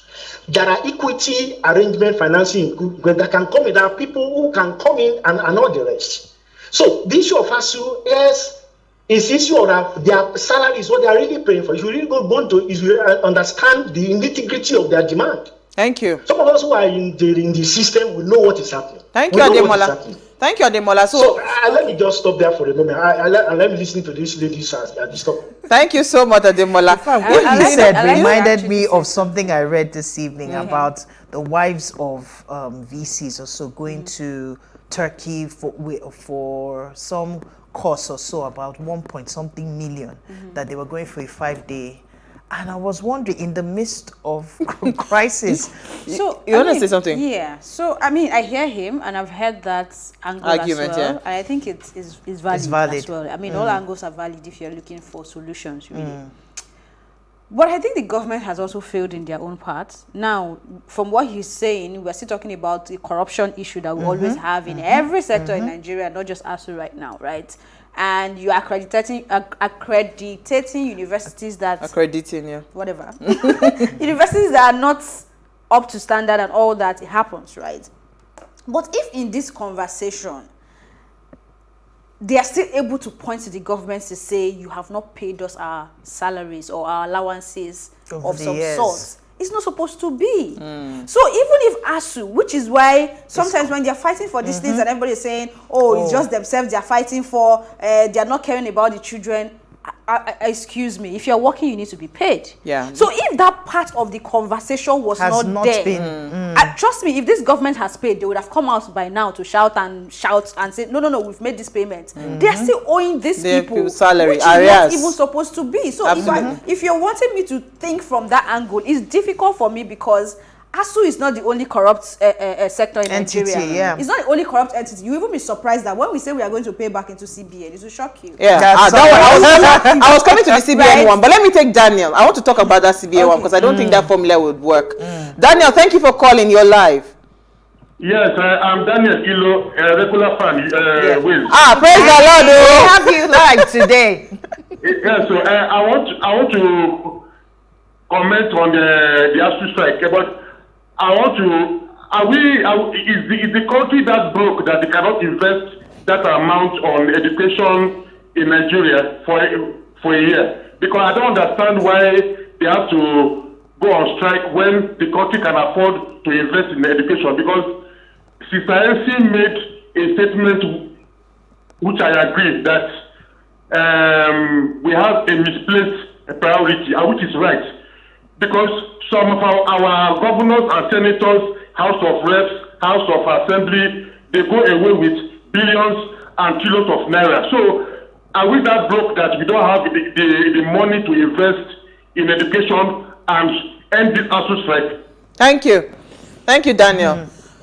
You know, so thank you, we're not that broke. We can actually afford it. It is just where we lay that priority. In fact, we can afford much more than that. If we won't get because if we even check, look at the allocation, budget allocation. Yes, for education, and see how it is. That as a country, we're not a serious country. In fact, there's no serious. So I was saying that when he was talking about CBN having a central, that one is a complete disaster. So I get that part, and that's why I would have preferred a solution that can we find. See, there are big universities running without any headache. Private universities. What is the structure behind the management system? It's just like the way the school my children have been going to, from primary school all the way now to secondary school. They have a body, so it's not this one-man business. They have a board of trustees. They have board of directors. So when you see schools that have those kinds of structure, there is always a proper structure to organize it. So why can't we say, you know what? I think the management of the funds, because you see that IGRA mentioned is quite important. You cannot take away that there is school fees that are being paid, so many things that are being paid. Where is the money? How is it being managed, right? So if we won't say from the eternally generated revenue, funds. How is that managed, right? At least that internal generated funds should be able to take care of salaries, should be able to take care of the maintenance of the school. Do you know how much students pay for student hostels that they don't even end up getting the allocation? You don't want to go there. So there's a lot of money. You don't even want to go there. The same how we're asking so about this. So how? You know, so what I'm even saying is that can we find a way to create a more corporate body that constitutes the management team of every university, and let us even see how far that will go. Let's get business people, business executives. It's not going to work from a national level. It has to be on a state. No, definitely. By states. Definitely. So you look at what you said regarding is it Delta State now? Yes. And there are other states too that you can mention that they can tell you things are happening. Maybe not on this scale you're talking about. And I think people need to really sit down and begin to ask questions, because it is not just about ASU. And we like this association thing in this country. And it's still so sad that the association we like is not helping the matters, because we just form an association of, in fact, Pepper Sellers has association, and there is nothing about the agenda of what the association is going to do that will benefit even the people in the association. You just see people that want to continue embezzling money. We are the escorts of this association, and I don't know what. And you see that thing, those things. Sorry, Norma, those things. It doesn't breed transparency. So imagine a state where Ibuku Awoshika is coming from. She would gladly, with honor, sit on the board to say, you know what, let us look at this financial structure of your business. Really a paid No, it will not be. No, there are people who it will not be a paid job, and you'll be shocked at the number of people that would volunteer to say, we know what, we want to make this university profitable. There are so many things that can be done. Well, it still speaks to the level of sincerity of the people involved. Do they really want this structure to be in place? Is a question. There are so many people, when you're talking about all these things, it's not their problem. It's not an issue for it's different when you are directly affected by the issues on ground. But a case where you may not be able to connect with the problems because it's not your problem. If we have more people who can feel the pulse of the people, at the end of the day, this giant war between ASU and government, who is suffering at the end of the day? Is it not the Nigerian citizens? Is it not the Nigerian students? Some of the videos that we watch, some of them have gone on to different things, to go and learn different skills just to continue to help themselves, to beef themselves. So at the end of the day, they are the ones suffering. And until we have genuine people who can volunteer their services or their expertise and create that platform where we can now start seeing what's the word? We can now start seeing transparency. Absolutely. Let me take a caller. I think we have a caller. I'm sorry, I didn't get your name. Joe. Oh, right? Joey from Sokoto. Tall. Salaam alaikum. Yes, good evening. Good evening. Good evening. Okay, let me just correct one or two impressions. The 220 billion is not meant for ASU. It's meant for the Ministry of Education or any government agency to provide infrastructures in the universities. Okay. Secondly, every penny that comes to the university goes to the TSA account. at the treasury single account of the government. So there's a way they monitor what comes to universities through that. So it's already with the CBN or whatever, with the federal government already. And so the school fees paid by students is already subsidized. Another way to solve this problem is to remove subsidy, which ASU is not supporting. And when I support them, we cannot ask students to be paying 200,000, 500,000 the same way it's being paid in private universities. Because the minimum wage is already 30,000 per month. And you want even ASU members will not be able to afford 200,000, 500,000 to pay for the awards. So we should be careful about all these arguments. So I like what you're saying, Joy, but you see, when you talk about students not being able to pay for a certain amount of money for school fees and all of that, how would we then move forward? I'm trying to find the solution, because we know globally education everywhere in the world is not same government. Hold on, let me finish. Education everywhere in the world is not cheap, right? It's not cheap. So how do we find a solution? How do we find a balance that it gives quality education at the same time the student is not, is not given an arm and a leg for it? Okay, you mentioned it about prioritization the other time. We can really mobilize 4 trillion naira for subsidy, which is okay. I'm not criticizing that. If you have to pay, then we should pay it. But you can mobilize 4 trillion naira per year to pay subsidies. Why can't you do the same thing for universities in Nigeria? Then again, you always argue that education is not cheap everywhere. We've been to a number of countries, even the Scandinavian countries, where there are no school fees. There are no school fees, but those countries are subsidized. So there are no school fees, but those food eaten by students in the restaurants are subsidized. Their transportation subsidized. Almost everything is based on subsidy. Thank you. These are facts. Absolutely. But don't know, we always take maybe all the Western countries, you have to go and no, so I know. Thank you so much, Joey. We have to let you go. But I know that most of the Scandinavian schools are, they are free. In fact, there are some schools that from 0 to the whatever level is free education. But you see, in those structures, right, they are heavy on taxations. They are heavy on. There's a way the government is collecting that money, and there's a structure that when you are done with the school, you are able to you will be able to pay back. You understand? You start paying to the post, so that somebody else will be educated because you got educated, right? So it's a systemic problem. And there has to be a structure that works. We can't be having, taxes not being collected properly. The places that we're supposed to be generating revenue are not generating that revenue. Do you get? We can't have that. If we have all those systems put in place, then we can afford to even say every Nigerian will go to school for free from 0 to whatever level you want to go to. So I like your argument. It's good. We hope they're listening. But ladies, I think we ran out of time. Elsie is quiet. We ran out of time. So I'll just say that until we are ready to do things right, we'll still keep going round and round in circles, because you can't do anything right if you're not ready to do it right. So I think that's just where I'll end it, because there's really nothing more to say. When Nigeria is ready, we'll move. We'll know. Yeah. In doing things right, our priorities have to be set right as well. Do we really want education for our Nigerian citizens? Because it's the quality of citizens that we churn out at the end of the day that will either compound or reduce the problems already existing, problems and challenges that we already have in the country.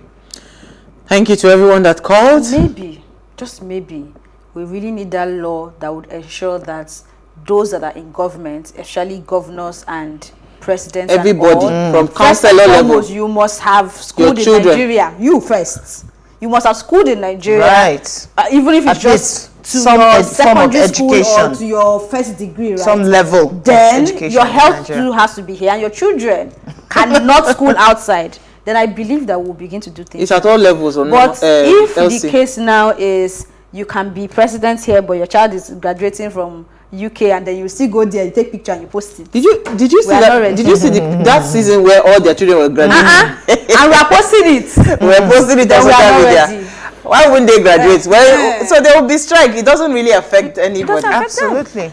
Okay. On that note, thank you to everyone that called. Thank you for your messages Unfortunately, we did not see them. In case you sent it there before we go, ensure you follow us on Instagram at Way Show Africa. You can interact with us further, drop a comment, and more importantly, follow all our engagements on social media. Like, share, invite your families and friends to watch and follow the conversation. Now, if you missed today's quote, here it is again. Education is the passport to the future, for tomorrow belongs to those who prepare for it today. I'm really, really worried about what our tomorrow looks like based on just the educational challenges or structure that we have in place in Nigeria. We'll see you guys live tomorrow at 8 p.m. as we bring another great conversation to your screen. Enjoy.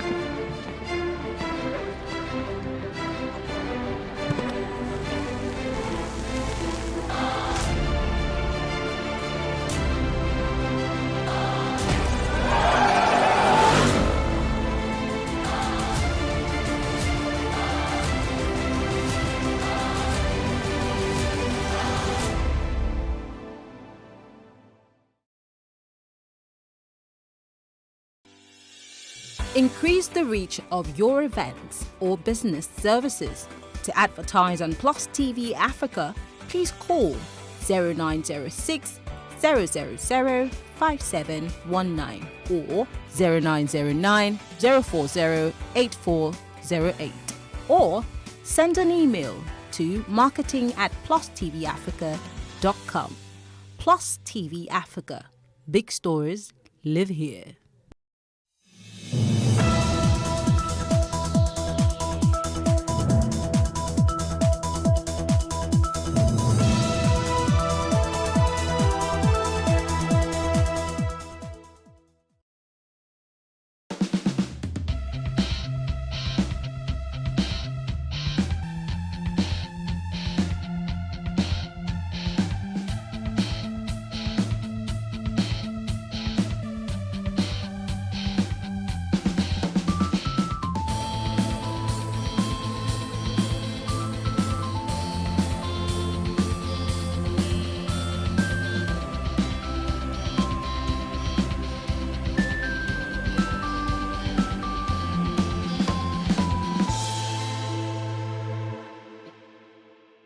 Welcome to TW Conversations. In the lounge here, we talk about so many things, but today is particularly interesting because we're talking about a few good men.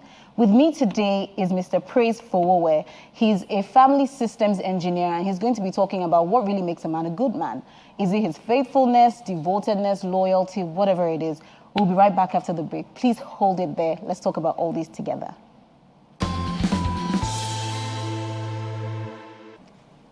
Welcome back. And then if you see with me here, I have my beautiful ladies back in the lounge. The lounge is full and lively at this point. But before I come to all of you, I really need to talk to Oga Praise. Let's know what it is that he does and why it's special and making an impact. Okay. So this systems thing, it sounds a bit complicated to me. Systems, engineer, family. Well, you know that we say that the family is the most important nation on earth, okay. And that, the society is at the mercy of the family. Unfortunately, we are not very intentional about family because we don't understand systems, especially as Africans. Now, if you understand systems and you understand the system that engineered you, that engineered your spouse, then the system you need to create to create a predictable future, then life becomes very easy for you. Were you always like this? No. So this was deliberate on its own? Oh, yes. So how many years have you been like this? And what is this? Because he's so deliberate about it. So I want to know, how long have you been like this? And is this, so that people can know that. Well, I've always asked questions, I didn't like the kind of family I grew up in because my dad was like the lion of the tribe of our home. He was a good man, but you had no say, my mom had no say. So I started asking questions, why is life like this? I mean, how come women are the ones who should cook? Why can men do the cooking as well? Why can this happen? So and I began to get answers. Then I went to study a few marriages that has really worked. Wow. I went on to study a couple that had done 68 years. Wow. Then I studied another one that done for 49 years. So I was asking them, why did you marry? They couldn't really explain. So I thought, okay, let me spend some time and study. And because I've done neuro-linguistic programming, I understand how to study people and create content. So that was what I did. And Fumi is not too far. How many years has Fumi done now? Oh gosh. I heard 68.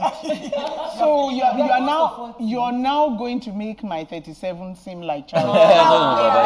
But it's a lot. But we all have an impression of what we think a good man should be like. Come on, yeah. Describe your good man. How are you still looking for that good man? Yeah, that's what she has to tell us. What are you looking out for? This is the part where I roll my eyes to the back of my head.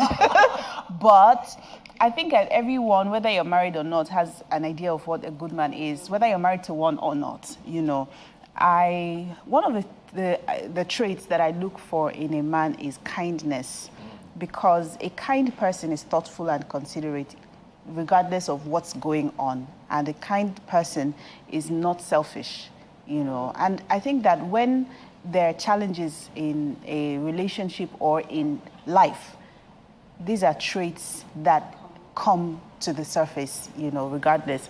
So kindness is one of them. Saudas, what do you think? How would you describe you're a good man? I mean, you've been married for 13 years. 13, 15. Oh, wow. What have you done? What have you done right? What have you done right? What has he done right? Okay. You? Right, okay. Or what has she No, done? let me not say right. Let me just say what has worked for me. I married... I came with a lot of baggage, and I married someone that didn't judge me. No, this girl came with thick boxes. She had her boxes. I know that. Okay, so I married someone that didn't judge me. I know that, and I'm so grateful because I know I have baggage, and when someone just understands when you're moody and just let you be. But let you be because I also know that because I am like this doesn't mean that take me for my nonsense. Because he wasn't like, you need to do this. You change for who you love. You change for who accepts you. You change because he's also trying to be better. So you cannot just say, I'm a nasty person, so you better take me for my night. No, you can't do that. Dion, do you believe in good men? Yes, there are good men, yes. But there are also good men that turn bad. So tell us about... But I like kindness. It's very important. For your daughters, what would you look out for? A kind and generous person. I teach my children to be extremely generous in life because you have what you need when you need it. All the extra, I tell them, is excess that you can be a blessing to someone with. So I say look for a kind and generous man. I think it's important. Kind and generous. I don't know about kind because definitions are based on, I think friendships are so key. Very. If it's somebody that friends with a nasty we hurt man. our friends. We say hurtful things to them. We do things. Yes, we're but vindictive but even to our friends whom we love. That's why if you're friends, then you will understand that sometimes friends hurt each other. Yeah. Do you understand? And because in marriage, for me, help me here. That's why you're here. It's when the question is definition of what each person thinks is a good man. Yes. It's going to be almost different from all of for each person. Women, we like to say, the right words, but in our souls, what satisfies each woman is probably quite different, and the balance each woman is willing to accept. Is willingness to accept that person also. But I believe that a good man is the one that is interested in keeping whatever the relationship or the exhibition, as I call it, because it becomes an exhibition. I mean, if you've been with somebody for 36 years, life has shown you all kinds of things. But if there is a man in the middle there who is willing to keep it on the road, who is interested in making everybody else around him happy, and who tries his best. Because in the end, we can define a good man men can go away and define what is a good woman also. So let's be careful there. Okay, so what do we do now with our expectations? Do you think that ladies these days have absurd expectations of men? Well, I think that people have I mean, it's normal for a human being to have expectations. But like I was sharing with, we're talking and you were asking me who is a good man, and I said, even when they asked Jesus that question, he said, no man is good. Oh yeah, that it depends on the angle you're looking at it. So you would say a man who is faithful, never cheats on his wife, but is very reckless with money.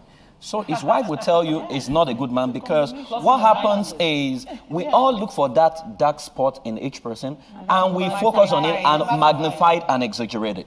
Now you become what you build consistently, so you overlook several other sides, because no man is absolutely bad.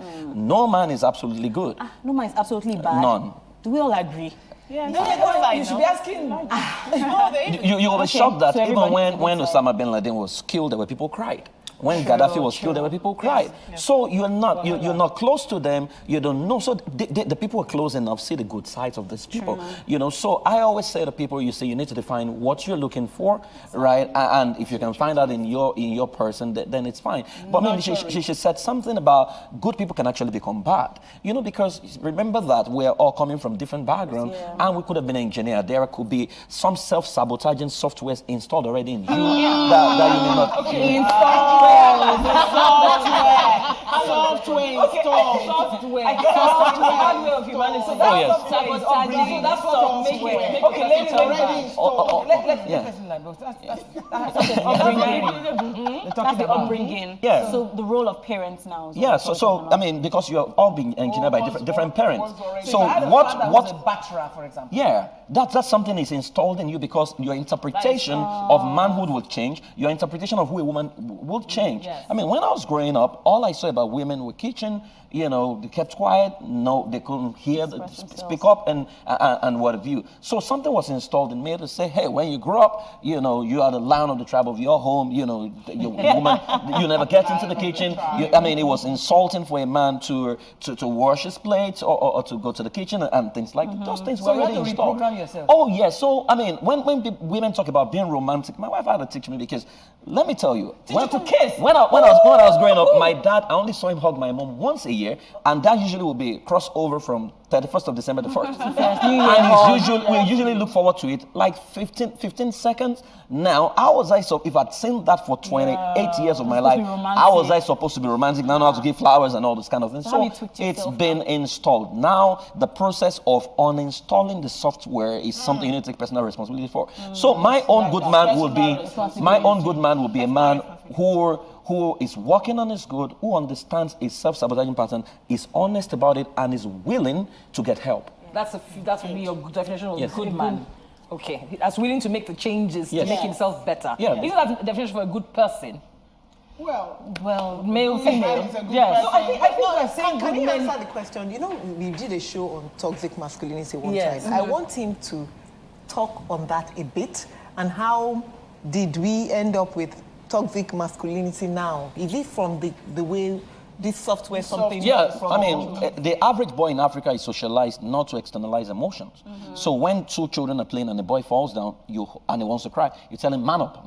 Men are not supposed to cry. The girl you hold and you cuddle. So that boy, you've socialized him not to externalize emotions. You've socialized him to say that men don't cry. So when he's going to grow up, he will grow men up. Don't cry. Should men really be crying about men should cry. Men should cry because I'll tell you one of the damage that has been done over time, and it's a damage that has been put in books. So you hear things like men are logical, women are emotional. That's not correct, because there are women who are logical, there are men who are emotional. The point is sometimes there could be men who are logical, and there could be men who are crying. Yes. So we should stop saying all men can be. Same way, all women. So same way, when you see a woman who's logical, they say this woman is too much. Yeah, they say she's too much, and that's the problem. So what we say is, she's a troublemaker. Seriously, I had that challenge in my marriage. Yeah. My ex used to say to me, "It's like living at home with a man."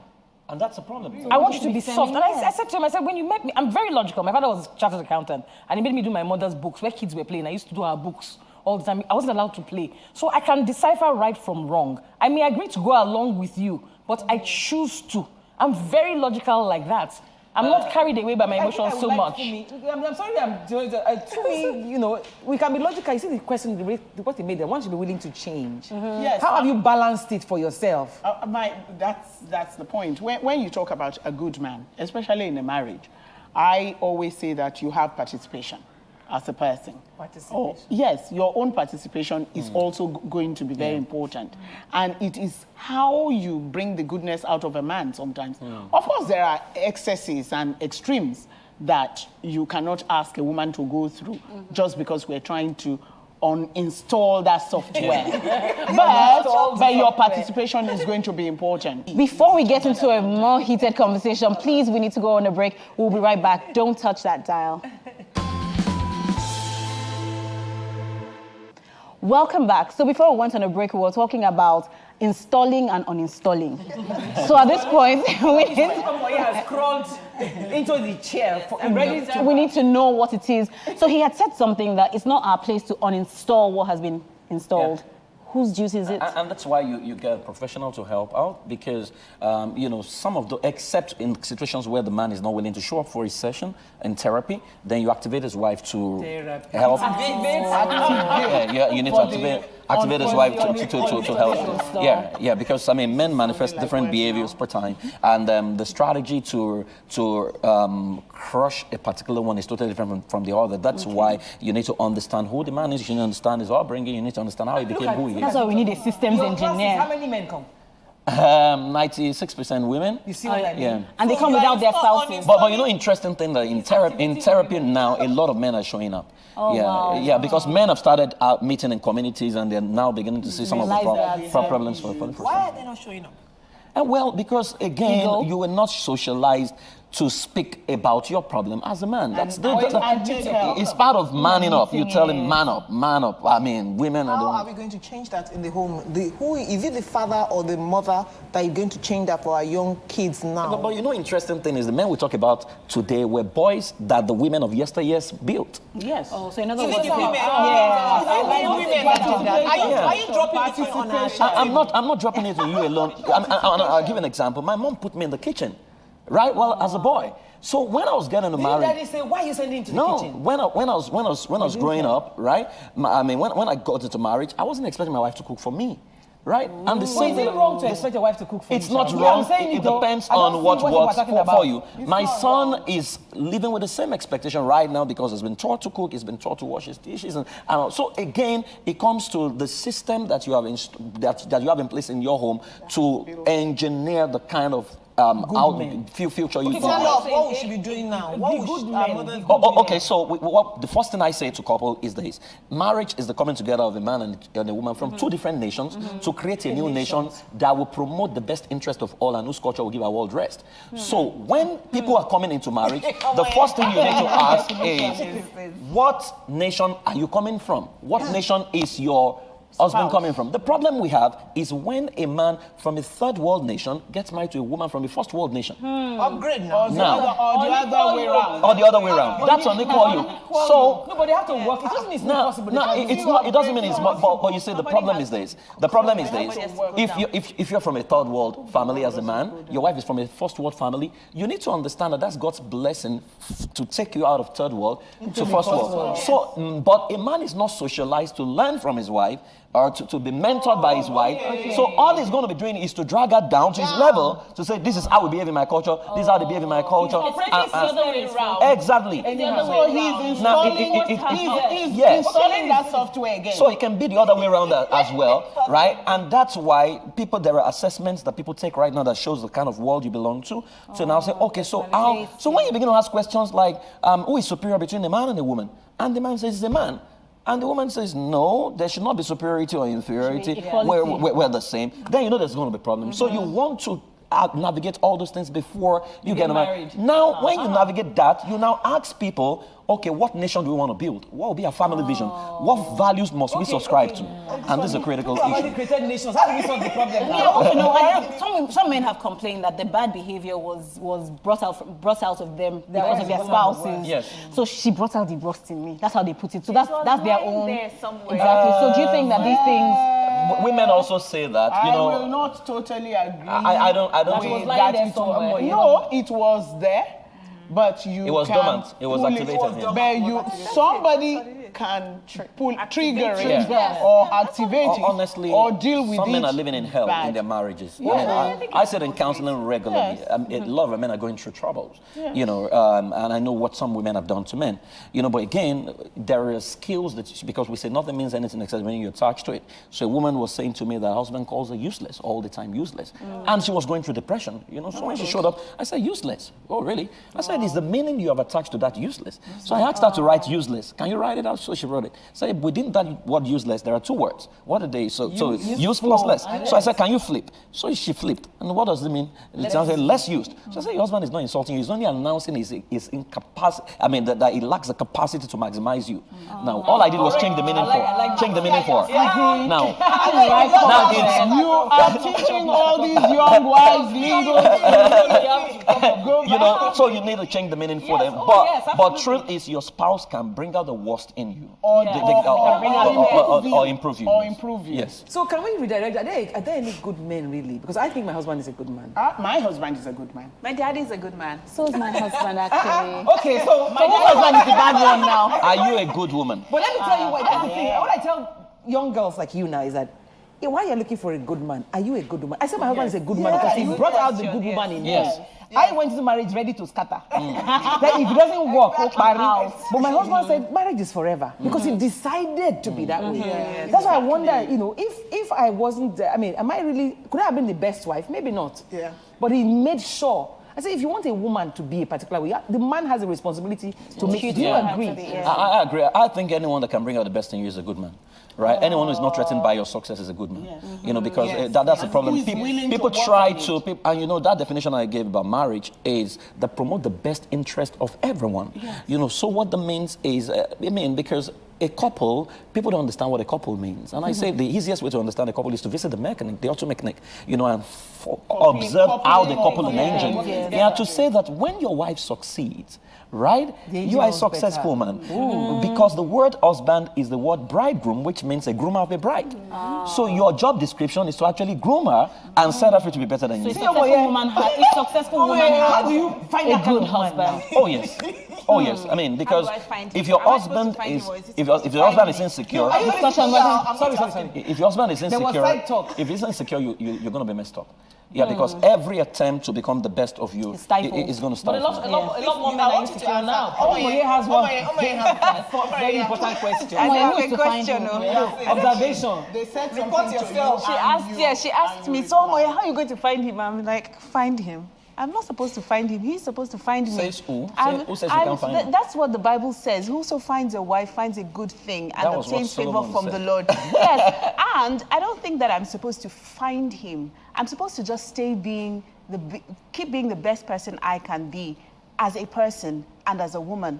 Because I'm a woman. So how do you know him? How do you know if a guy is identify? Well, I don't totally agree, because that's part of the problem, in this part of the world where you say who should propose, a man or a woman. No, but question is, we want to get married. I think that it's okay to have a different opinion. No. Life is always this and that. So what I say is, you want to get married. Right, so who cares who does the finding? At the end of the day, proposal. I think you can come to an agreement if you've been courting. Yeah. You can just agree. I was never asked, "Will you marry me?" Yeah. We just agreed that we were getting married. Some guys don't. Some guys No, I'm very old school, and I believe a lot of women have been burnt by this. By the way, so you assume that you have a sort of relationship with a person, and you assume that he should take it to the next level, and he doesn't take it to the level. You now make the attempt and say, you know what? Let's get married, and then tomorrow he feels like he doesn't have a responsibility in the marriage to make it work. After all, it was your idea. Again, you need to find out what kind of man is that, right? Because if the man is not matured, that's when you have those kind of things. Okay. A woman is not going to propose to me, and I'm going to feel she's a slut.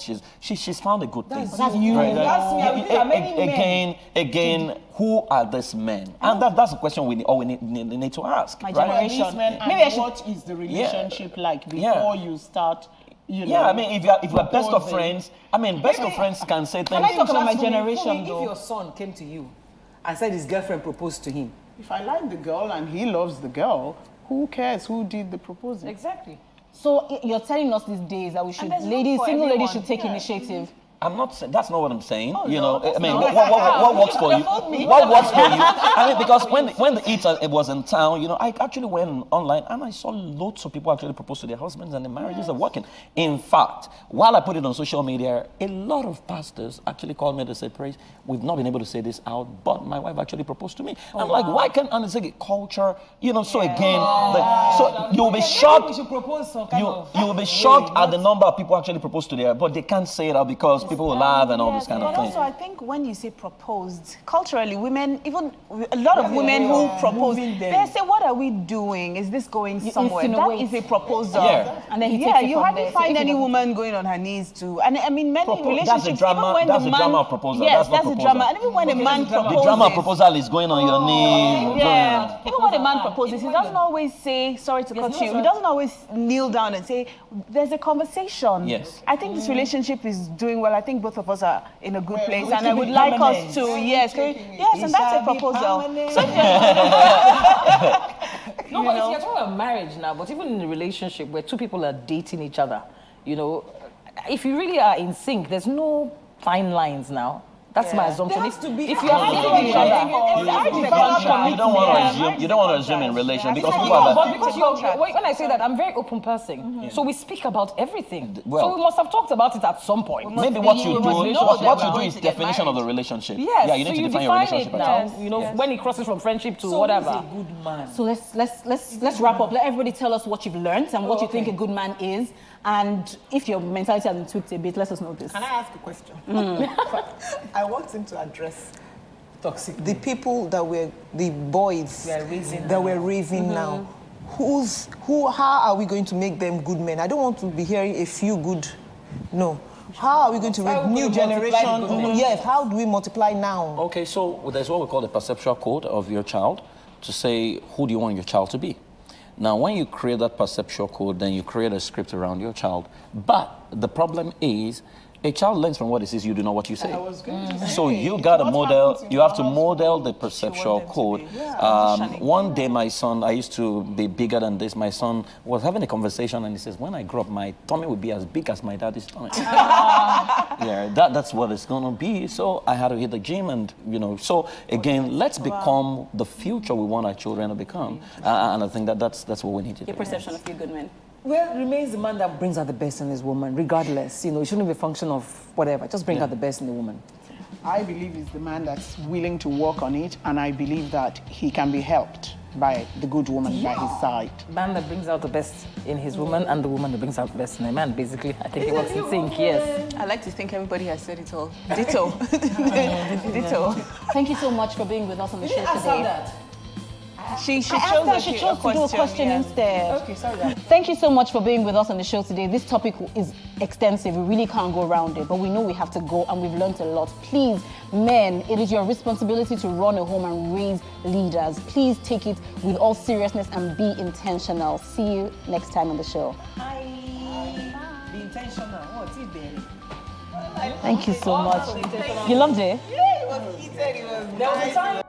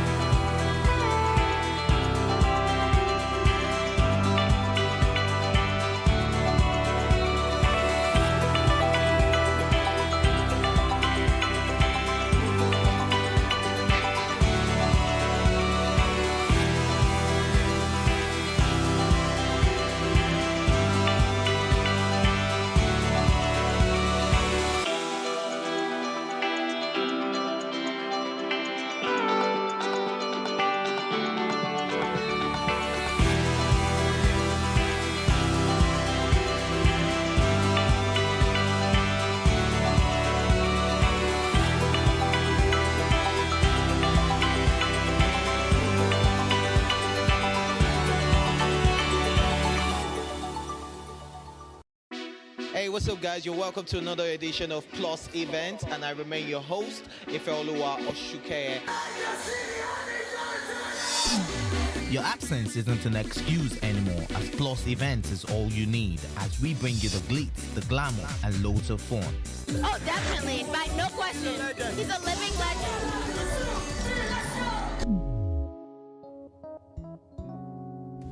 Oh, God forbid, Holy Ghost fire, I know. I just want to be blown away. I want to be wild. This is 11 years of doing it.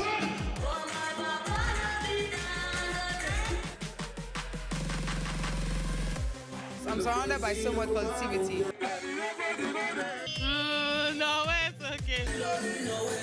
Yo, what's up, my people? It's your boy Starboy Terry. You're watching Plus Event on Plus TV. Stay glued to Plus TV Africa every Saturday and Sunday, 4:30 p.m. West African time.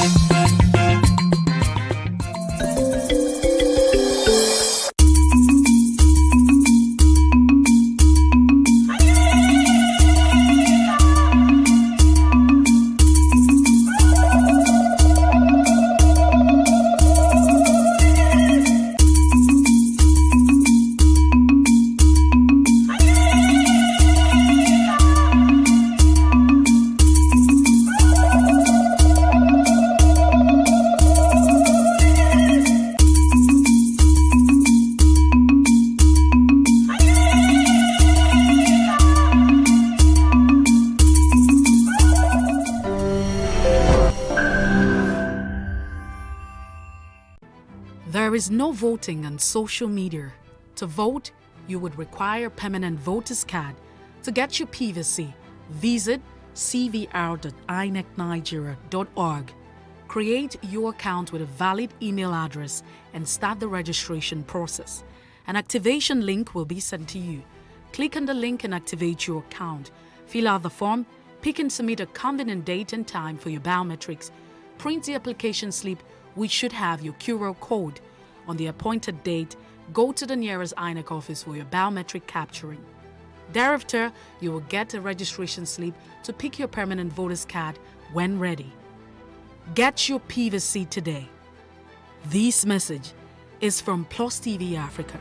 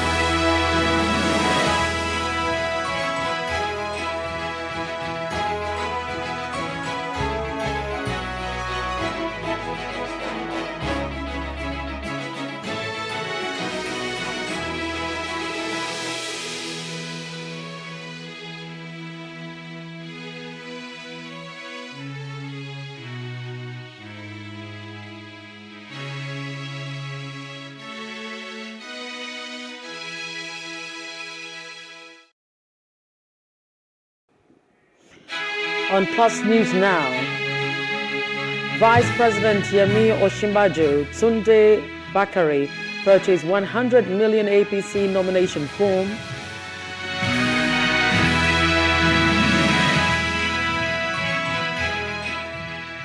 INEC tells political parties to adhere to the timeline for primaries.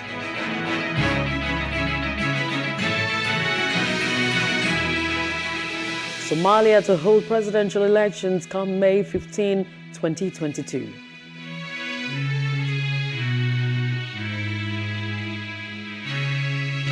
And thanks for joining us this evening. I'm Loretta Chiogo with News Now.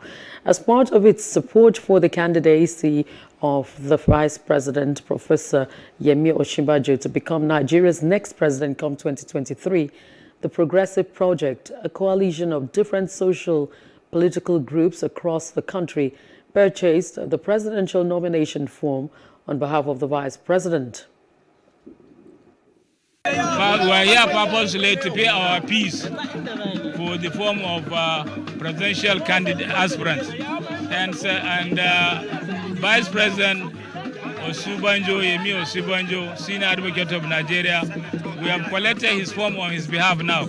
All the teaming supporters group of Osubanjo came together, put up the 100 million, which we paid to the bank, and now we came with the receipt to collect the form. We will now take the form to him to fill, and then we'll arrange a date to bring back the form as soon as possible. While fielding questions from journalists, Chairman of the coalition, Senator Kabiru Gaya, maintained that Osinbajo has demonstrated loyalty to President Buhari as his vice and in the process has gathered enough experience to run the affairs of the country without hitches. You know, there is a saying, you can tell a ripe corn by its look. You can tell that Osinbajo will be the next presidential candidate and will be the president 2023, inshallah. He has been in the system for 7 years, so we are going to improve on where we stand now to make things better, the economy better, the security better, and all other things better for Nigerians. And this will help us unite Nigeria. He has been loyal to the president, so loyalty is serviceable. So I'm sure they will pay for his loyalty by soothing him. And most Nigerians, the youth, the people at the grassroots are in support of Osinbajo, and I'm happy. That's why you see me in that group. You see Senator Kage and a lot of other people around supporting the president. And I'm sure he will make it. The serving overseer of the Citadel Global Community Church, Nigeria, Pastor Tunde Bakare, is the latest member of the All Progressives Congress to pay the 100 million naira presidential form. He obtained his form at the All Progressives Congress headquarters in Abuja. This was made known in a tweet by President Muhammadu Buhari's aide, Loretta Onochie. The total amount of money gathered from the sales of 2023 presidential form alone by the APC stands at 1.2 billion naira. Our program is very simple.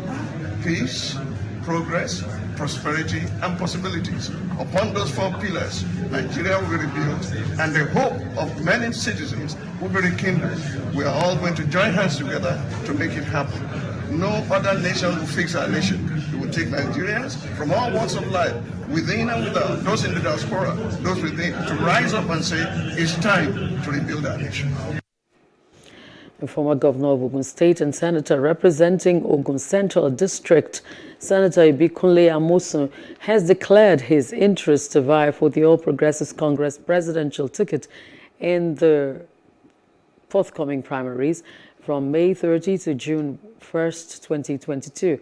Amosun said his action is in honor of a call and duty to lead the next phase of the nation's journey. The event was well attended. And Governor of Bauchi State, Senator Bala Mohammed, was in Bayelsa State to seek the support of delegates ahead of the party's presidential primaries. The presidential aspirant met the delegates at the party's secretariat in Yenagoa and told them it was time to unify Nigeria and get the country working again, and that he was the best choice. He also spoke to journalists after the meeting. I present myself with all modesty and humility for the coveted office of the presidency, and to tell them that I'm one of their own. And of course, I know the sensibilities outside, but I'm not stepping out for the north, south, east, or west. I'm coming out for Nigeria, and we need to come together, unify the country, and rescue the country from these marauders. Thank you. Their response is so positive, and I'm happy that I have come home. As I've always said, Bayelsa is a second home to me, and I appreciate what a Bayelsan has done to me in terms of my emergence into national limelight, and that's why I'm even starting my presidential reach out from Yenagoa. And more groups are calling on former President of Nigeria, Dr. Goodluck Jonathan, to run for president in 2023. The most recent call is coming from the Voice of South, which says it believes only Jonathan has what it takes to get Nigeria working again. Our correspondent Jesse Esse has more. Members of the Voice of South All they want is for the former president to enter the race to salvage Nigerians irrespective of his political platform. He can come up in any party. I think that I'm a bit learned. When we're looking at the economy of the country, we feel Goodluck Jonathan should come back to make amends in some areas in terms of the economy. The economy was in a very low ebb. Prices of foodstuff, everybody can afford. And our foreign reserve was very good. A 4-year term for His Excellency Dr. Ebele Goodluck Jonathan is more or less a gain to the entire nation in the sense that, one, this country at this moment needs a short-term arrangement whereby the president within a short time undertakes a redemption-focused mission, particularly to nip the system in the bud and leave the stage with a standing ovation. Other members of the group from the various states that make up the South-South also share the view that Dr. Jonathan is the best choice. Dr. Goodluck Ebele Jonathan is one that can move us forward because his business that have been tried. They have proved as a man that can lead the nation forward. When there is job opportunity, youth will not go about kidnapping, stealing, and committing one sort of a crime or the other. That is why we are calling on him, our brother, our father, to come back to the rescue of this great country of ours. The time he was in presidency, the country was at peace. Fuel was steady, prices of food were steady, and so on. So with the voice of South-South, we are at his back, just like others are calling. We are a strong, formidable force in the South-South. Dr. Jonathan is yet to tell Nigerians whether or not he is contesting the presidential election, but this doesn't in any way seem to deter those who believe is the answer to the nation's problems. Jesse Ese, Plus TV News, Yenugua. Protesters under the aegis of the youth wing of the All Progressives Congress APC stormed to the National Secretariat of the party in Abuja to register their disapproval over alleged plans by the party to impose a presidential candidate on them. The protesters stormed the headquarters and disrupted vehicular movements along Blantyre Street. They displayed banners and placards stating that the imposition of the former president, Goodluck Jonathan, as the APC presidential candidate would ultimately kill the party. The convener of the group, Toyin Rahim, wondered how the party would justify bringing someone they had called corrupt and incompetent. The governor of Delta State, Ifeanyi Okowa, has dismissed a statement made by the Deputy Senate President, Ovie Omoagege, that he spends 2 billion naira monthly on thugs in the state. Governor Okowa said he does not have political thugs in the state. In a quarterly media interaction in Asaba, the state capital, Okowa noted that the total money used for the payment of appointees monthly was not up to 1 billion naira. A rally to defeat Islam. When you know that you're passing the wrong message, when you know that you're trying to stir up people just against, I don't think that it shows any sign of maturity. I would rather not wish to comment much on that, but I do know that we do not spend 2 billion to talk. I'm aware that the total payment to all political appointees in this state is not anywhere near 1 billion, not because of paying 2 billion to talk. So when somebody just talks in Ghana, it is very unfortunate. Yes, I don't even know those because political talks. I don't understand it, but we are not a violent set of people. The things is not violent. Ahead of the June governorship election in Ekiti State, electorates have been advised to actively participate in the process and eschew violence.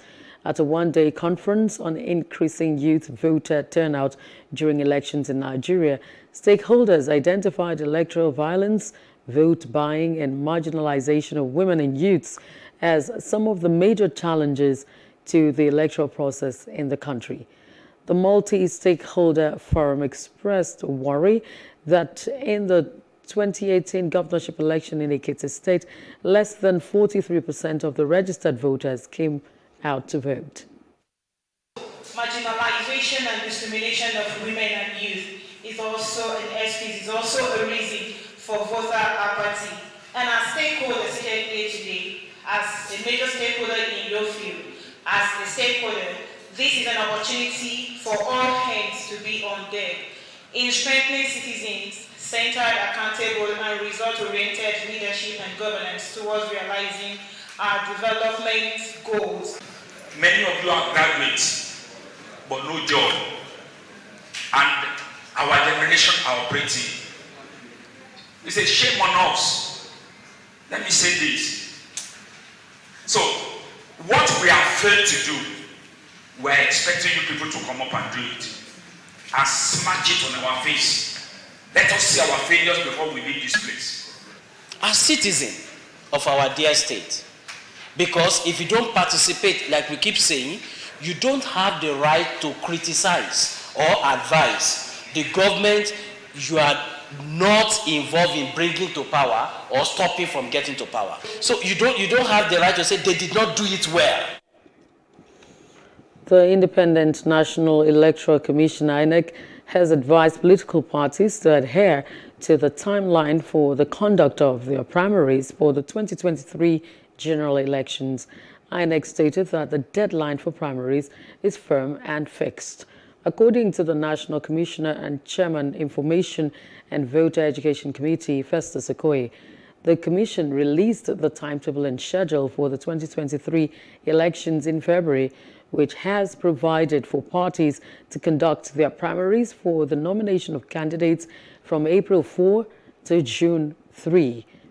Okoye said nominations for presidential and National Assembly elections shall be submitted through the INEC web portal from June 10 to June 17, while that of governorship and state houses of assembly nominations should be submitted between July 1 and 15. Adamawa State High Court has restrained the Independent National Electoral Commission, INEC, from conducting elections for the Michika constituency at the State House of Assembly. The Chief Judge of the state, Honorable Justice Nathan Musa, granted an interim injunction restraining INEC from conducting an election following the declaration of the seat of the member of the constituency, Joseph Ayuba Kawada, vacant by the Speaker of the Assembly, Honorable Aminu Iya Abbas, recently. The court also restrained the Accountant General of the state from stopping his salary, benefit, and other privileges pending the hearing and final determination of the motion on notice. And President Muhammadu Buhari has commissioned King David University of Medical Sciences in Ohazara local government area of Ebonyi State. The president, who is on a 2-day working visit to the state, described the university as a wonderful and excellent project. The buildings commissioned inside the university included the teaching hospital, administrative block of the university, hostels, staff residential area, and university secondary school blocks. Governor of Ebonyi State, David Umahi, told the president that the school was equipped with some of the most modern equipment in various specialties in medicine. He noted that the school has the capacity to produce dialyzers, which is one of the most important components of dialysis. He appreciated the president's financial support, which he said enabled the state government complete the university project and others. The president also commissioned the King David University twin flyover in front of the university and the Uhuru Mpu dualized concrete road.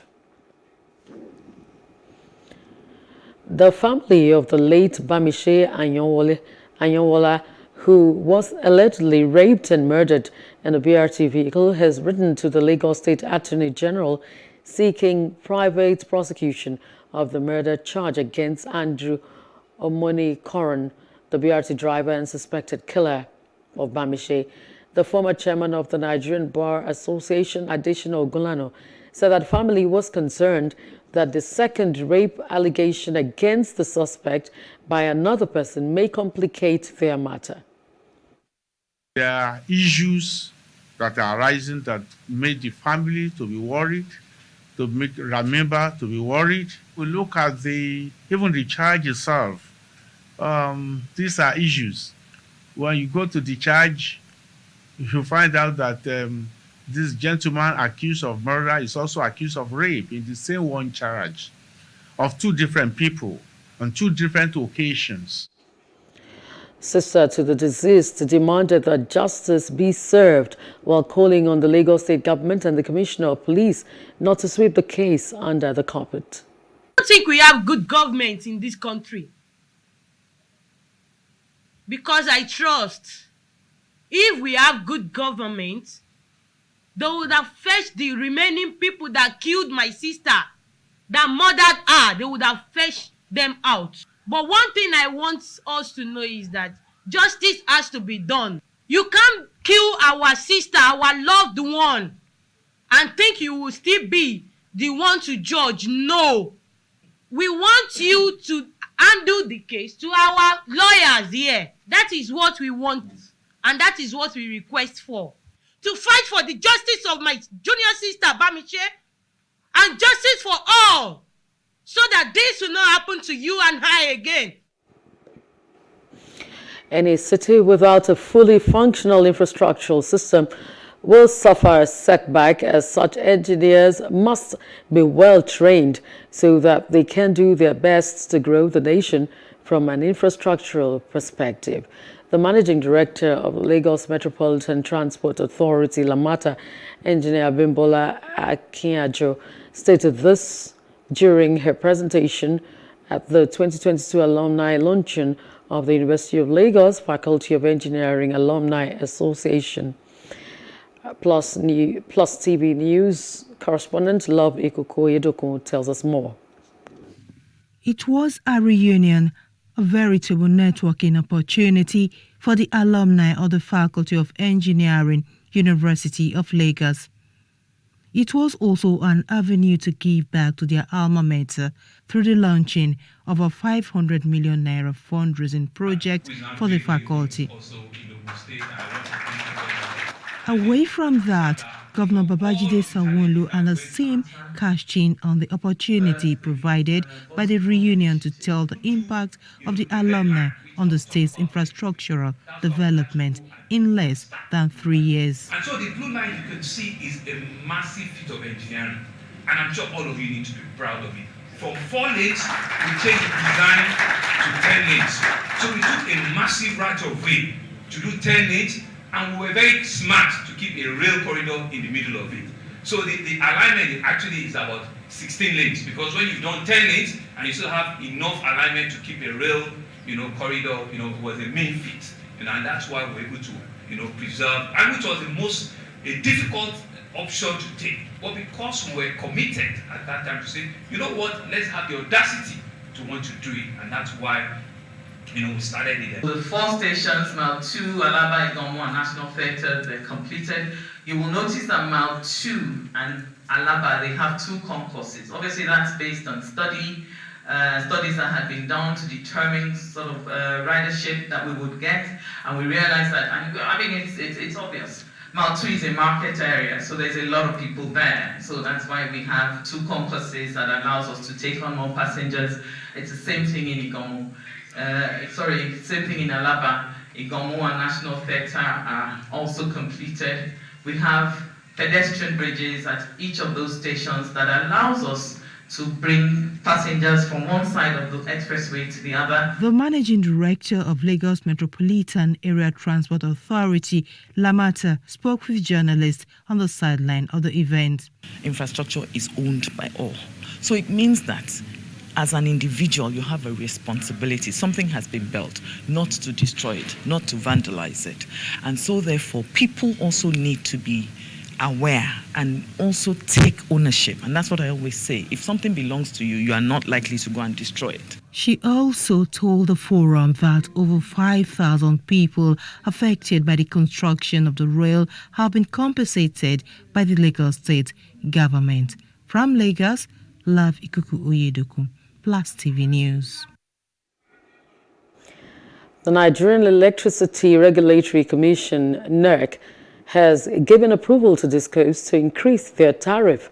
The new approval took effect from January 1st, 2022, but the new rate is from February 2022. NERC based the increase on the performance improvement plans of the DISCOs and indices such as gas price, inflation, exchange rate, U.S. inflation rate, and available generation capacity. The document showed that for customers who paid 56 naira 16 kobo per kilowatt of electricity in January 2022 will now, from February to December 2022, pay 60 naira 67 kobo per kilowatt of electricity. In its quest to foster peace and unity among the different religious groups, ethnicity, and cultural backgrounds, High Banki community, in collaboration with the Global Peace Foundation Nigeria, has organized a cultural carnival festival in Kaduna State. The group says the aim is to strengthen the peaceful, cordial relationships between different people as one big family for sustainable development.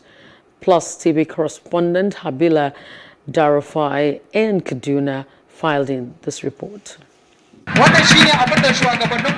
Over the years, Banki is one of the communities in Kaduna North local government area that enjoys relative peace and harmonious relationships irrespective of cultural and religious ethnicity in the state. This they do engaging youth, women, and members of society in organizing cultural dance and sporting activities, among others, to promote peace and unity in the state. Country's Director of Global Peace Foundation, Reverend Dr. Joseph John Hayab, says there is a need to give room for peace building in communities where all stakeholders will come together and respect one another. Sometimes there are things around us that we can solve them, but we are waiting for government, and government is busy attending to other things. High Banki will continue to be peaceful. And not only High Banki, but Kaduna State will be peaceful. I want to appeal to you that never take the law into your hands. If you see anything happening here, report to the appropriate authority. But when you start burning houses, start destroying each other's property, you are only wasting your time. And it will only happen when the youth are together. That's why today I am happy to see the Catholic Cadet, the Boys Brigade, the Royal Ambassadors, and the First Aid group of the Muslim community. He appealed to religious leaders to speak to their congregants on the need for unity and understanding, and also called on community members to create a platform where people, regardless of their differences, can come together in unity, love, and understanding.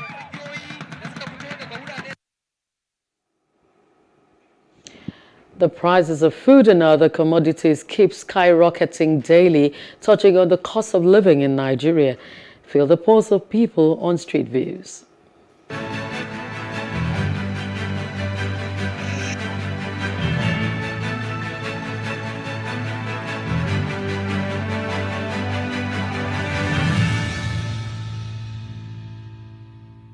You expect seriously, we can't even explain, because in my place of work, the place I will normally pay 500, go and come back. That was 2014, 2015. Now I pay 1,200. We just have to keep on going with it now. We just hope it gets better. So how we are coping is work harder, and that's just what we can do. I'm into food business, so I know it's affecting a lot. Particularly trying to get customers. When you give them prices of stuffs that we do, they complain that it's too expensive. But due to the constant increase in sales in pricing, is really affecting the business. For example, a bag of flour last year was going for about 10,000, but now it's going for like 22,000, 23,000, depending on where you get it. When you look at the rate at which prices of commodities are going up, is very, very high. In fact, average Nigerians are finding it very difficult to cope. And we want government to do something as soon as possible before things get out of hand. When I was coming now, I had a small issue with my car, and I had to get, I think the person that I wanted to help me fix it said I should get, what's it called? Jowl, ordinary jowl. Then we used to get it for like 1, 2 or thereabout. But the one I bought now is 2.5. Now. You get, so everything, food, rent, everything. That affected my daughter. Like my daughter likes berries a lot, and berries that I used to buy for 1,000 now it's 3,000. I can't afford to always buy berries for her, so it's affected in every. I don't even know what to say about it.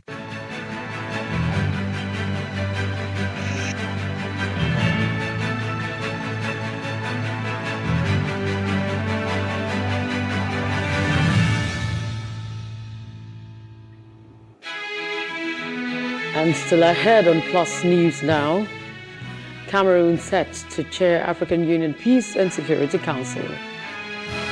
Details when we return.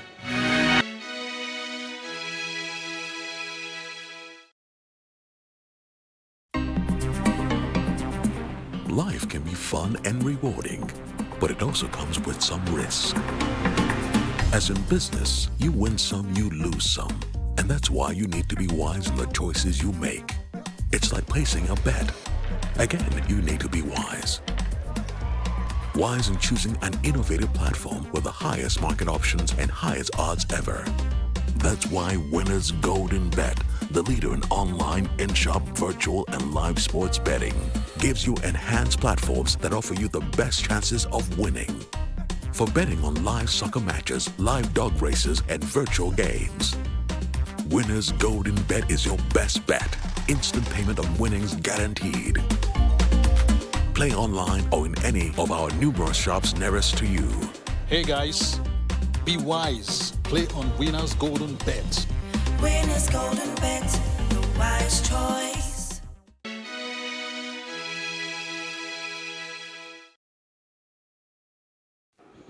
And you're welcome back to other parts of Africa. Somalia will hold its presidential election on May 15. The Somali parliament announced that 329 lawmakers from both houses, 54 from the Senate and 275 from the lower house, will elect the country's 10th president.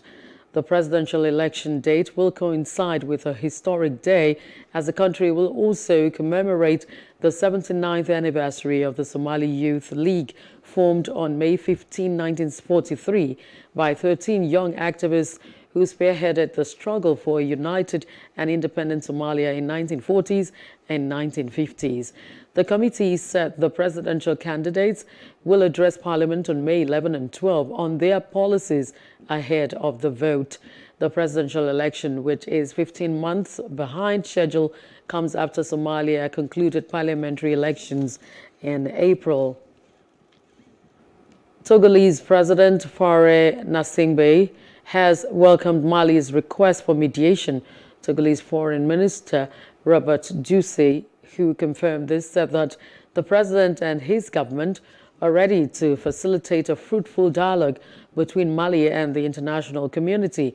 Mali's Foreign Minister Abdoulaye Diop conveyed President Assimi Goïta's request during a 2-day visit to Lomé. Somalia will hold its, I beg your pardon. A close associate of former Ivorian Prime Minister Guillaume Soro, accused of plotting and living in exile for several years, has been arrested in Abidjan. Abdoulaye Fofana, the commander for the former aide-de-camp of Guillaume Soro, is being held in the premises of the Gendarmerie of Agban in Abidjan, and that's according to Moussa Touré, the former head of communication of Guillaume Soro. In 2021, the Ivorian judiciary had issued an arrest warrant for the disturbance of public order and illegal wearing of fatigues against Commander Fofana, after numerous statements by him on social networks calling for a mutiny of soldiers in Côte d'Ivoire. And outside Africa, an international donors conference in Warsaw, Poland, collecting funds for Ukraine, raised around $6.5 billion. That's according to Poland's Prime Minister Mateusz Morawiecki. The conference aimed at helping Ukraine deal with the economic and humanitarian fallout of Russia's invasion was hosted by Poland and Sweden in cooperation with the President of the European Commission and the European Council. Morawiecki also raised the issue that Ukraine be given candidate status to join the European Union as soon as possible in order to maintain their fighting spirit and their morale. On this conference, we were able to gather more than 6 billion euro, and this money will be dispatched, will be distributed to support Ukraine and all those who support Ukraine, because we know how painfully and how costly it is for the Ukrainian nation. And we have succeeded in bringing actors together that want to support Ukraine with immediate humanitarian response and reconstruction, both in the short and the long term. And the money that we have raised today is desperately needed for men and women, for children and elderly who see their lives, their homes, and their families torn apart by Russia's brutal war. And I'm happy to say that we have seemed to far surpassed our expectations for today's pledging. So this is a fantastic result of this conference. Here, together with our international friends, we're working to support you. But of course, the big topic is the reconstruction of Ukraine, hundreds of billions of euros. And here too, with the lead of Ukraine, we're willing to give the utmost and to work as closely together with you. Our dream is that we start as soon as possible with investment and reform so that this work will pave the way for Ukraine into the European Union. Since the start of the full-scale war, our state has received more than $12 billion of support in arms and finances. And we are very grateful for this crucial help. We are currently going through the most difficult stage of our history when the fate of our state is being decided. Japanese Prime Minister Fumio Kishida has warned that the invasion of Ukraine could be replicated in East Asia if leading powers do not respond as one. Kishida spoke in London after a meeting with British Prime Minister Boris Johnson. He said that peace and stability in the Taiwan Strait must be maintained, calling on the group of 7 leading nations to solidify its unity. Taiwan, claimed by China as its own territory, has raised its alert level since Russia's invasion of Ukraine, wary of the possibility Beijing might make a similar move on the island, though there has not been any sign of threats. Nearly 2 years after the COVID pandemic began, members of the Choctaw tribe in Mississippi are still figuring out how to cope with their grief as the community witnessed a death rate per capita 3 times higher than the state average. COVID-19 has taken a disproportionate toll among Native Americans. As of March 2022, 130 Choctaw on this Mississippi reservation died from the virus. When you lose the first 5, you're going to cry. But it got to the point where I got desensitized. The death rate among Choctaws was 3 times higher than the state average, and Mississippi suffered the worst death rate per capita in the country. Jeremy Bell runs the local bus service and lost family members. I mean, it was just like, you heard about your cousin passing? Yeah. Somebody said, what's the worst that you've ever had? And I said, I buried a cousin at 11 o'clock on a Saturday. And I stayed down there because at 1 o'clock I was burying another cousin. Chronic health issues in the community and underfunding also played a part in the high death rate. The significance of the extent of the suffering is not lost on the tribe's chief, Cyrus Ben. Our ancestors went through a lot of adversity and tragedy, but to know that we are in the lineage of those that were so resilient, that is what continues to push, that hopefully one day the future generations can look upon us to know that we were strong and resilient in our own rights. Number 7, Miss Shima Ladania Crosby. In the middle of the pandemic, Belle named Shima Crosby as winner of the Choctaw Indian Princess pageant. Almost a year on, that celebration is still tinged with grief caused by COVID-19. She lost her grandmother to the virus. A lot of us are so ready to move on, but we haven't even reflected on what we've lost. So I feel like we need to take a step back, learn what we've lost in order to move forward before we can even forget that COVID happened. The World Health Organization, WHO, has stated that there were 14.9 million excess deaths associated with COVID-19 by the end of 2021. The official count of deaths directly attributable to COVID-19 and reported to WHO in that period from January 2020 to the end of December 2021 was slightly more than 5.4 million. The WHO's excess mortality figures reflect people who died of COVID-19 as well as those who died as an indirect result of the outbreak, including people who could not access health care for other conditions when systems were overwhelmed during huge waves of infection. Globally, we estimate 14.9 million excess deaths associated with the COVID-19 pandemic by 31 December of 2021. So this estimate ranges from 13.3 million to 16.6 million. There were 5.4 million reported COVID-19 deaths to WHO over this period.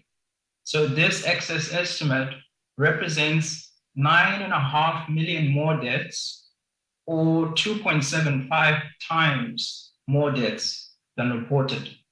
Data is indeed the lifeblood of public health. COVID has illuminated a staggering toll already that we have seen 14.9 million excess deaths, but it has also illuminated a staggering data gaps in countries. Too much is unknown and there is too much delays in getting life and death information. Elon Musk has secured $7.14 billion in funding from a group of investors that includes Oracle Core co-founder Larry Ellison and Sequoia Capital. This is to fund his $44 billion takeover of Twitter, according to a filing. The move comes as Musk's margin loan was reduced to $6.25 billion from $12.5 billion. That's according to the filing too. Musk's $21 billion financing commitment was also revised to $27.25 billion. Coming up next, the second Niger bridge set for commissioning in October. That's in business news after this short break.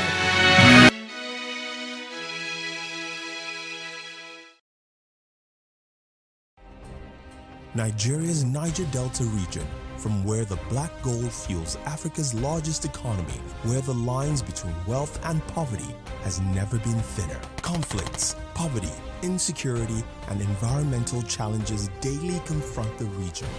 How can the Niger Delta story be changed for the better?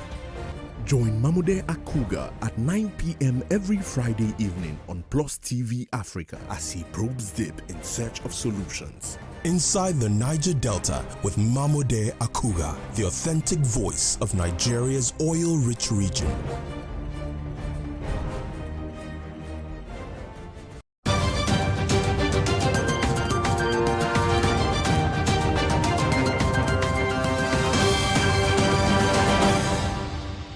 You're welcome to Business News. The federal government has disclosed that the second Niger bridge will be commissioned in October and that the Lagos-Ibadan highway will also be commissioned in June 2022. Nigeria's Minister of State for Works and Housing, Mohazu Sambo, said that the 11.9-kilometer second Niger bridge and the 120-kilometer Lagos-Ibadan highway are part of President Buhari's administration's pledges on infrastructure. The federal government has said it will put an end to multiple taxations when the Lekki Deep Sea Port becomes operational. Speaking during an inspection tour at the facility, the Minister of Information and Culture, Lai Mohammed, said that the government was looking at creating more jobs through the Lekki Deep Sea Port and was not necessarily interested in revenue generation. He noted that the government was passionate about a conducive business environment. The Organization of Petroleum Exporting Countries has revised the demand for crude oil in 2022 downward following the concerns around global economic growth. OPEC Secretary General Sanusi Bakindo announced this at the 62nd meeting of the Joint Technical Committee via video conference. He also stated that the loss of the crude oil and other liquids export of more than 7 million barrels per day from Russia could not be replaced, as this was rippling through energy markets. Steelmakers are skeptical about the planned concession of Ajaokuta Steel Company Limited after Nigeria imported iron, steel, and metals valued at 837.761 billion naira in the third and fourth quarters of 2021. According to the National Bureau of Statistics, Africa's most populous nation brought in basic metals, iron, and steel products with 600 millimeter in width, rolled, painted, varnished, and coated with plastics within the 6-month period. The total value of basic metal products imported within the 2 quarters was 748.529 billion naira, while that of iron and steel was 88.232 billion naira. And that's all in business news. I am Khadijat Balogun.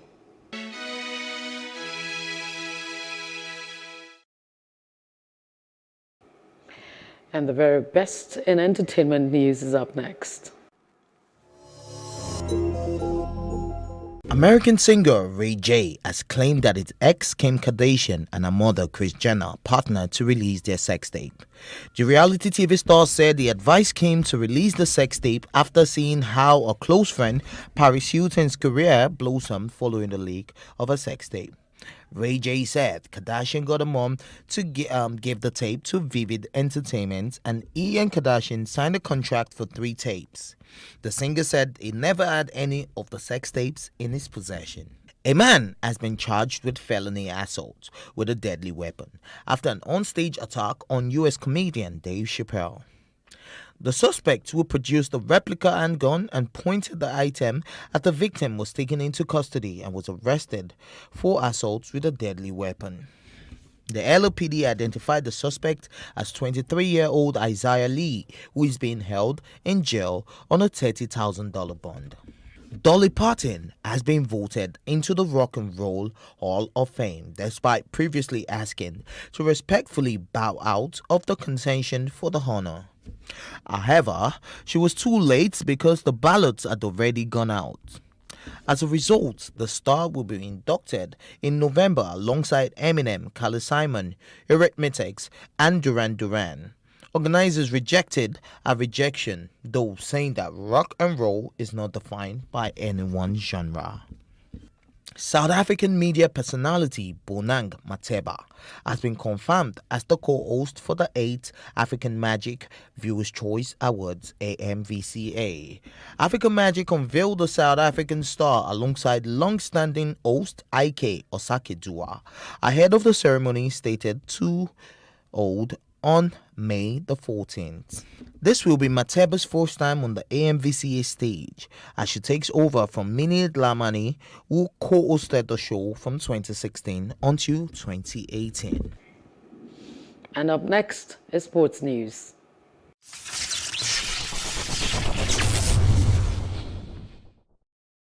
Hello and welcome to Sports News on Plus TV Africa. Formula One drivers soaked up the pre-race atmosphere on Wednesday, May 4th, at a party in Miami ahead of one of the most anticipated races this season. Michael Jordan, David Beckham, and The Rock were among the celebrities expected to flock the first Miami Grand Prix as the sport's popularity in the United States surges into new realms. After a series of failed attempts to break into the American market in the 1980s, the country looked a lost cause for the world's most popular motor racing series, with fans preferring the familiar names of NASCAR and the domestic IndyCar open-wheel series. The Miami race, which rapidly sold out, is the 5th round of the season, and along with the long-established race in Austin, Texas, it is one of 2 in the United States this year. In 2023, there will be 3, with Las Vegas debuting. 12-time All-Star Chris Paul led his Phoenix Suns to their second Western Conference semifinal series win against the Dallas Mavericks at the Footprint Center, Arizona.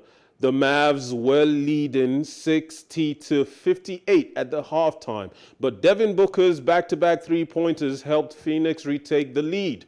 The Suns' shooting guard ended his game with 30 points and 4 rebounds. Luka Doncic once again did his best to turn the tide, scoring 35 points with 7 assists and 5 rebounds, but no one else showed, as Mavs coach Jason Kidd said after the game.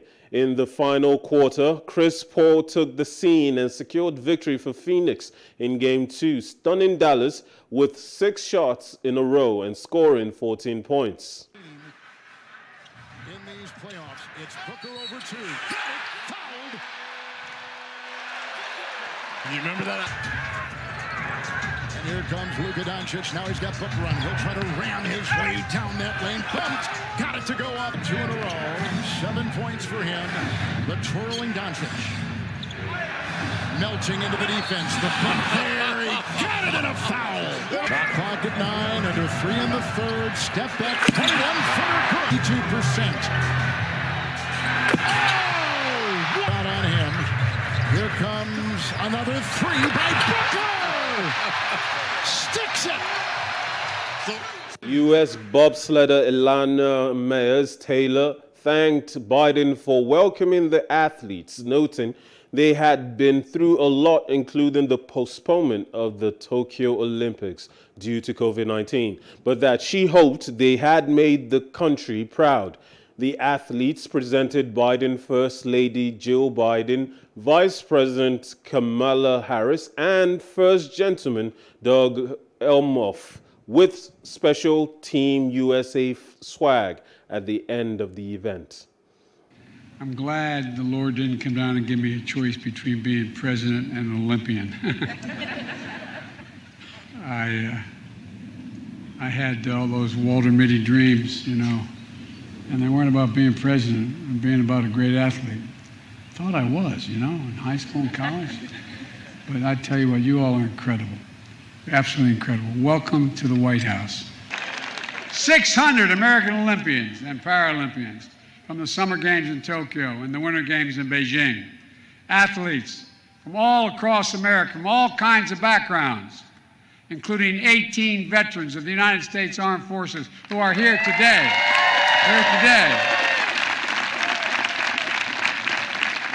And more than 260 medals across a dozen sports weighing 1 million pounds.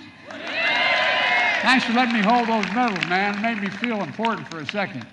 They are something else. Thank you. We also know the pride your families felt and how hard it was for them and for you that they. And that's all the sports news we have for you for now. Join us next time. My name is Mikhail Tinubu. Have a good night.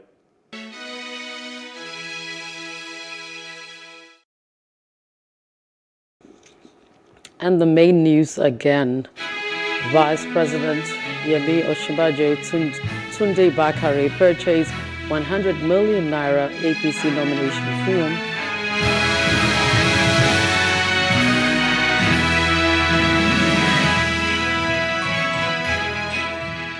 INEC tells political parties to adhere to a timeline for primaries.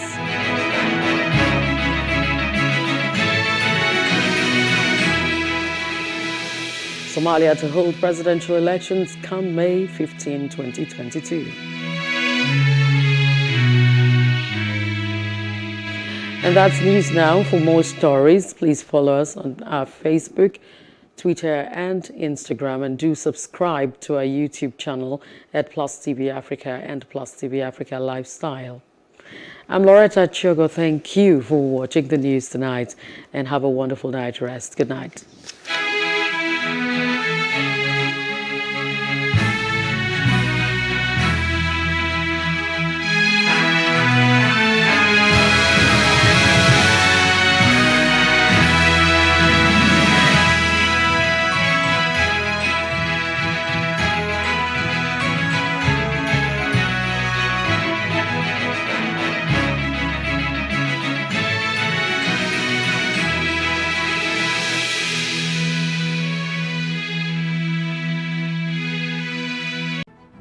There is no voting on social media. To vote, you would require a permanent voter's card. To get your PVC, visit cvr.inecnigeria.org. Create your account with a valid email address and start the registration process. An activation link will be sent to you. Click on the link and activate your account.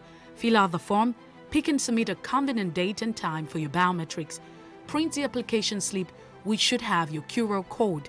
On the appointed date, go to the nearest INEC office for your biometric capturing.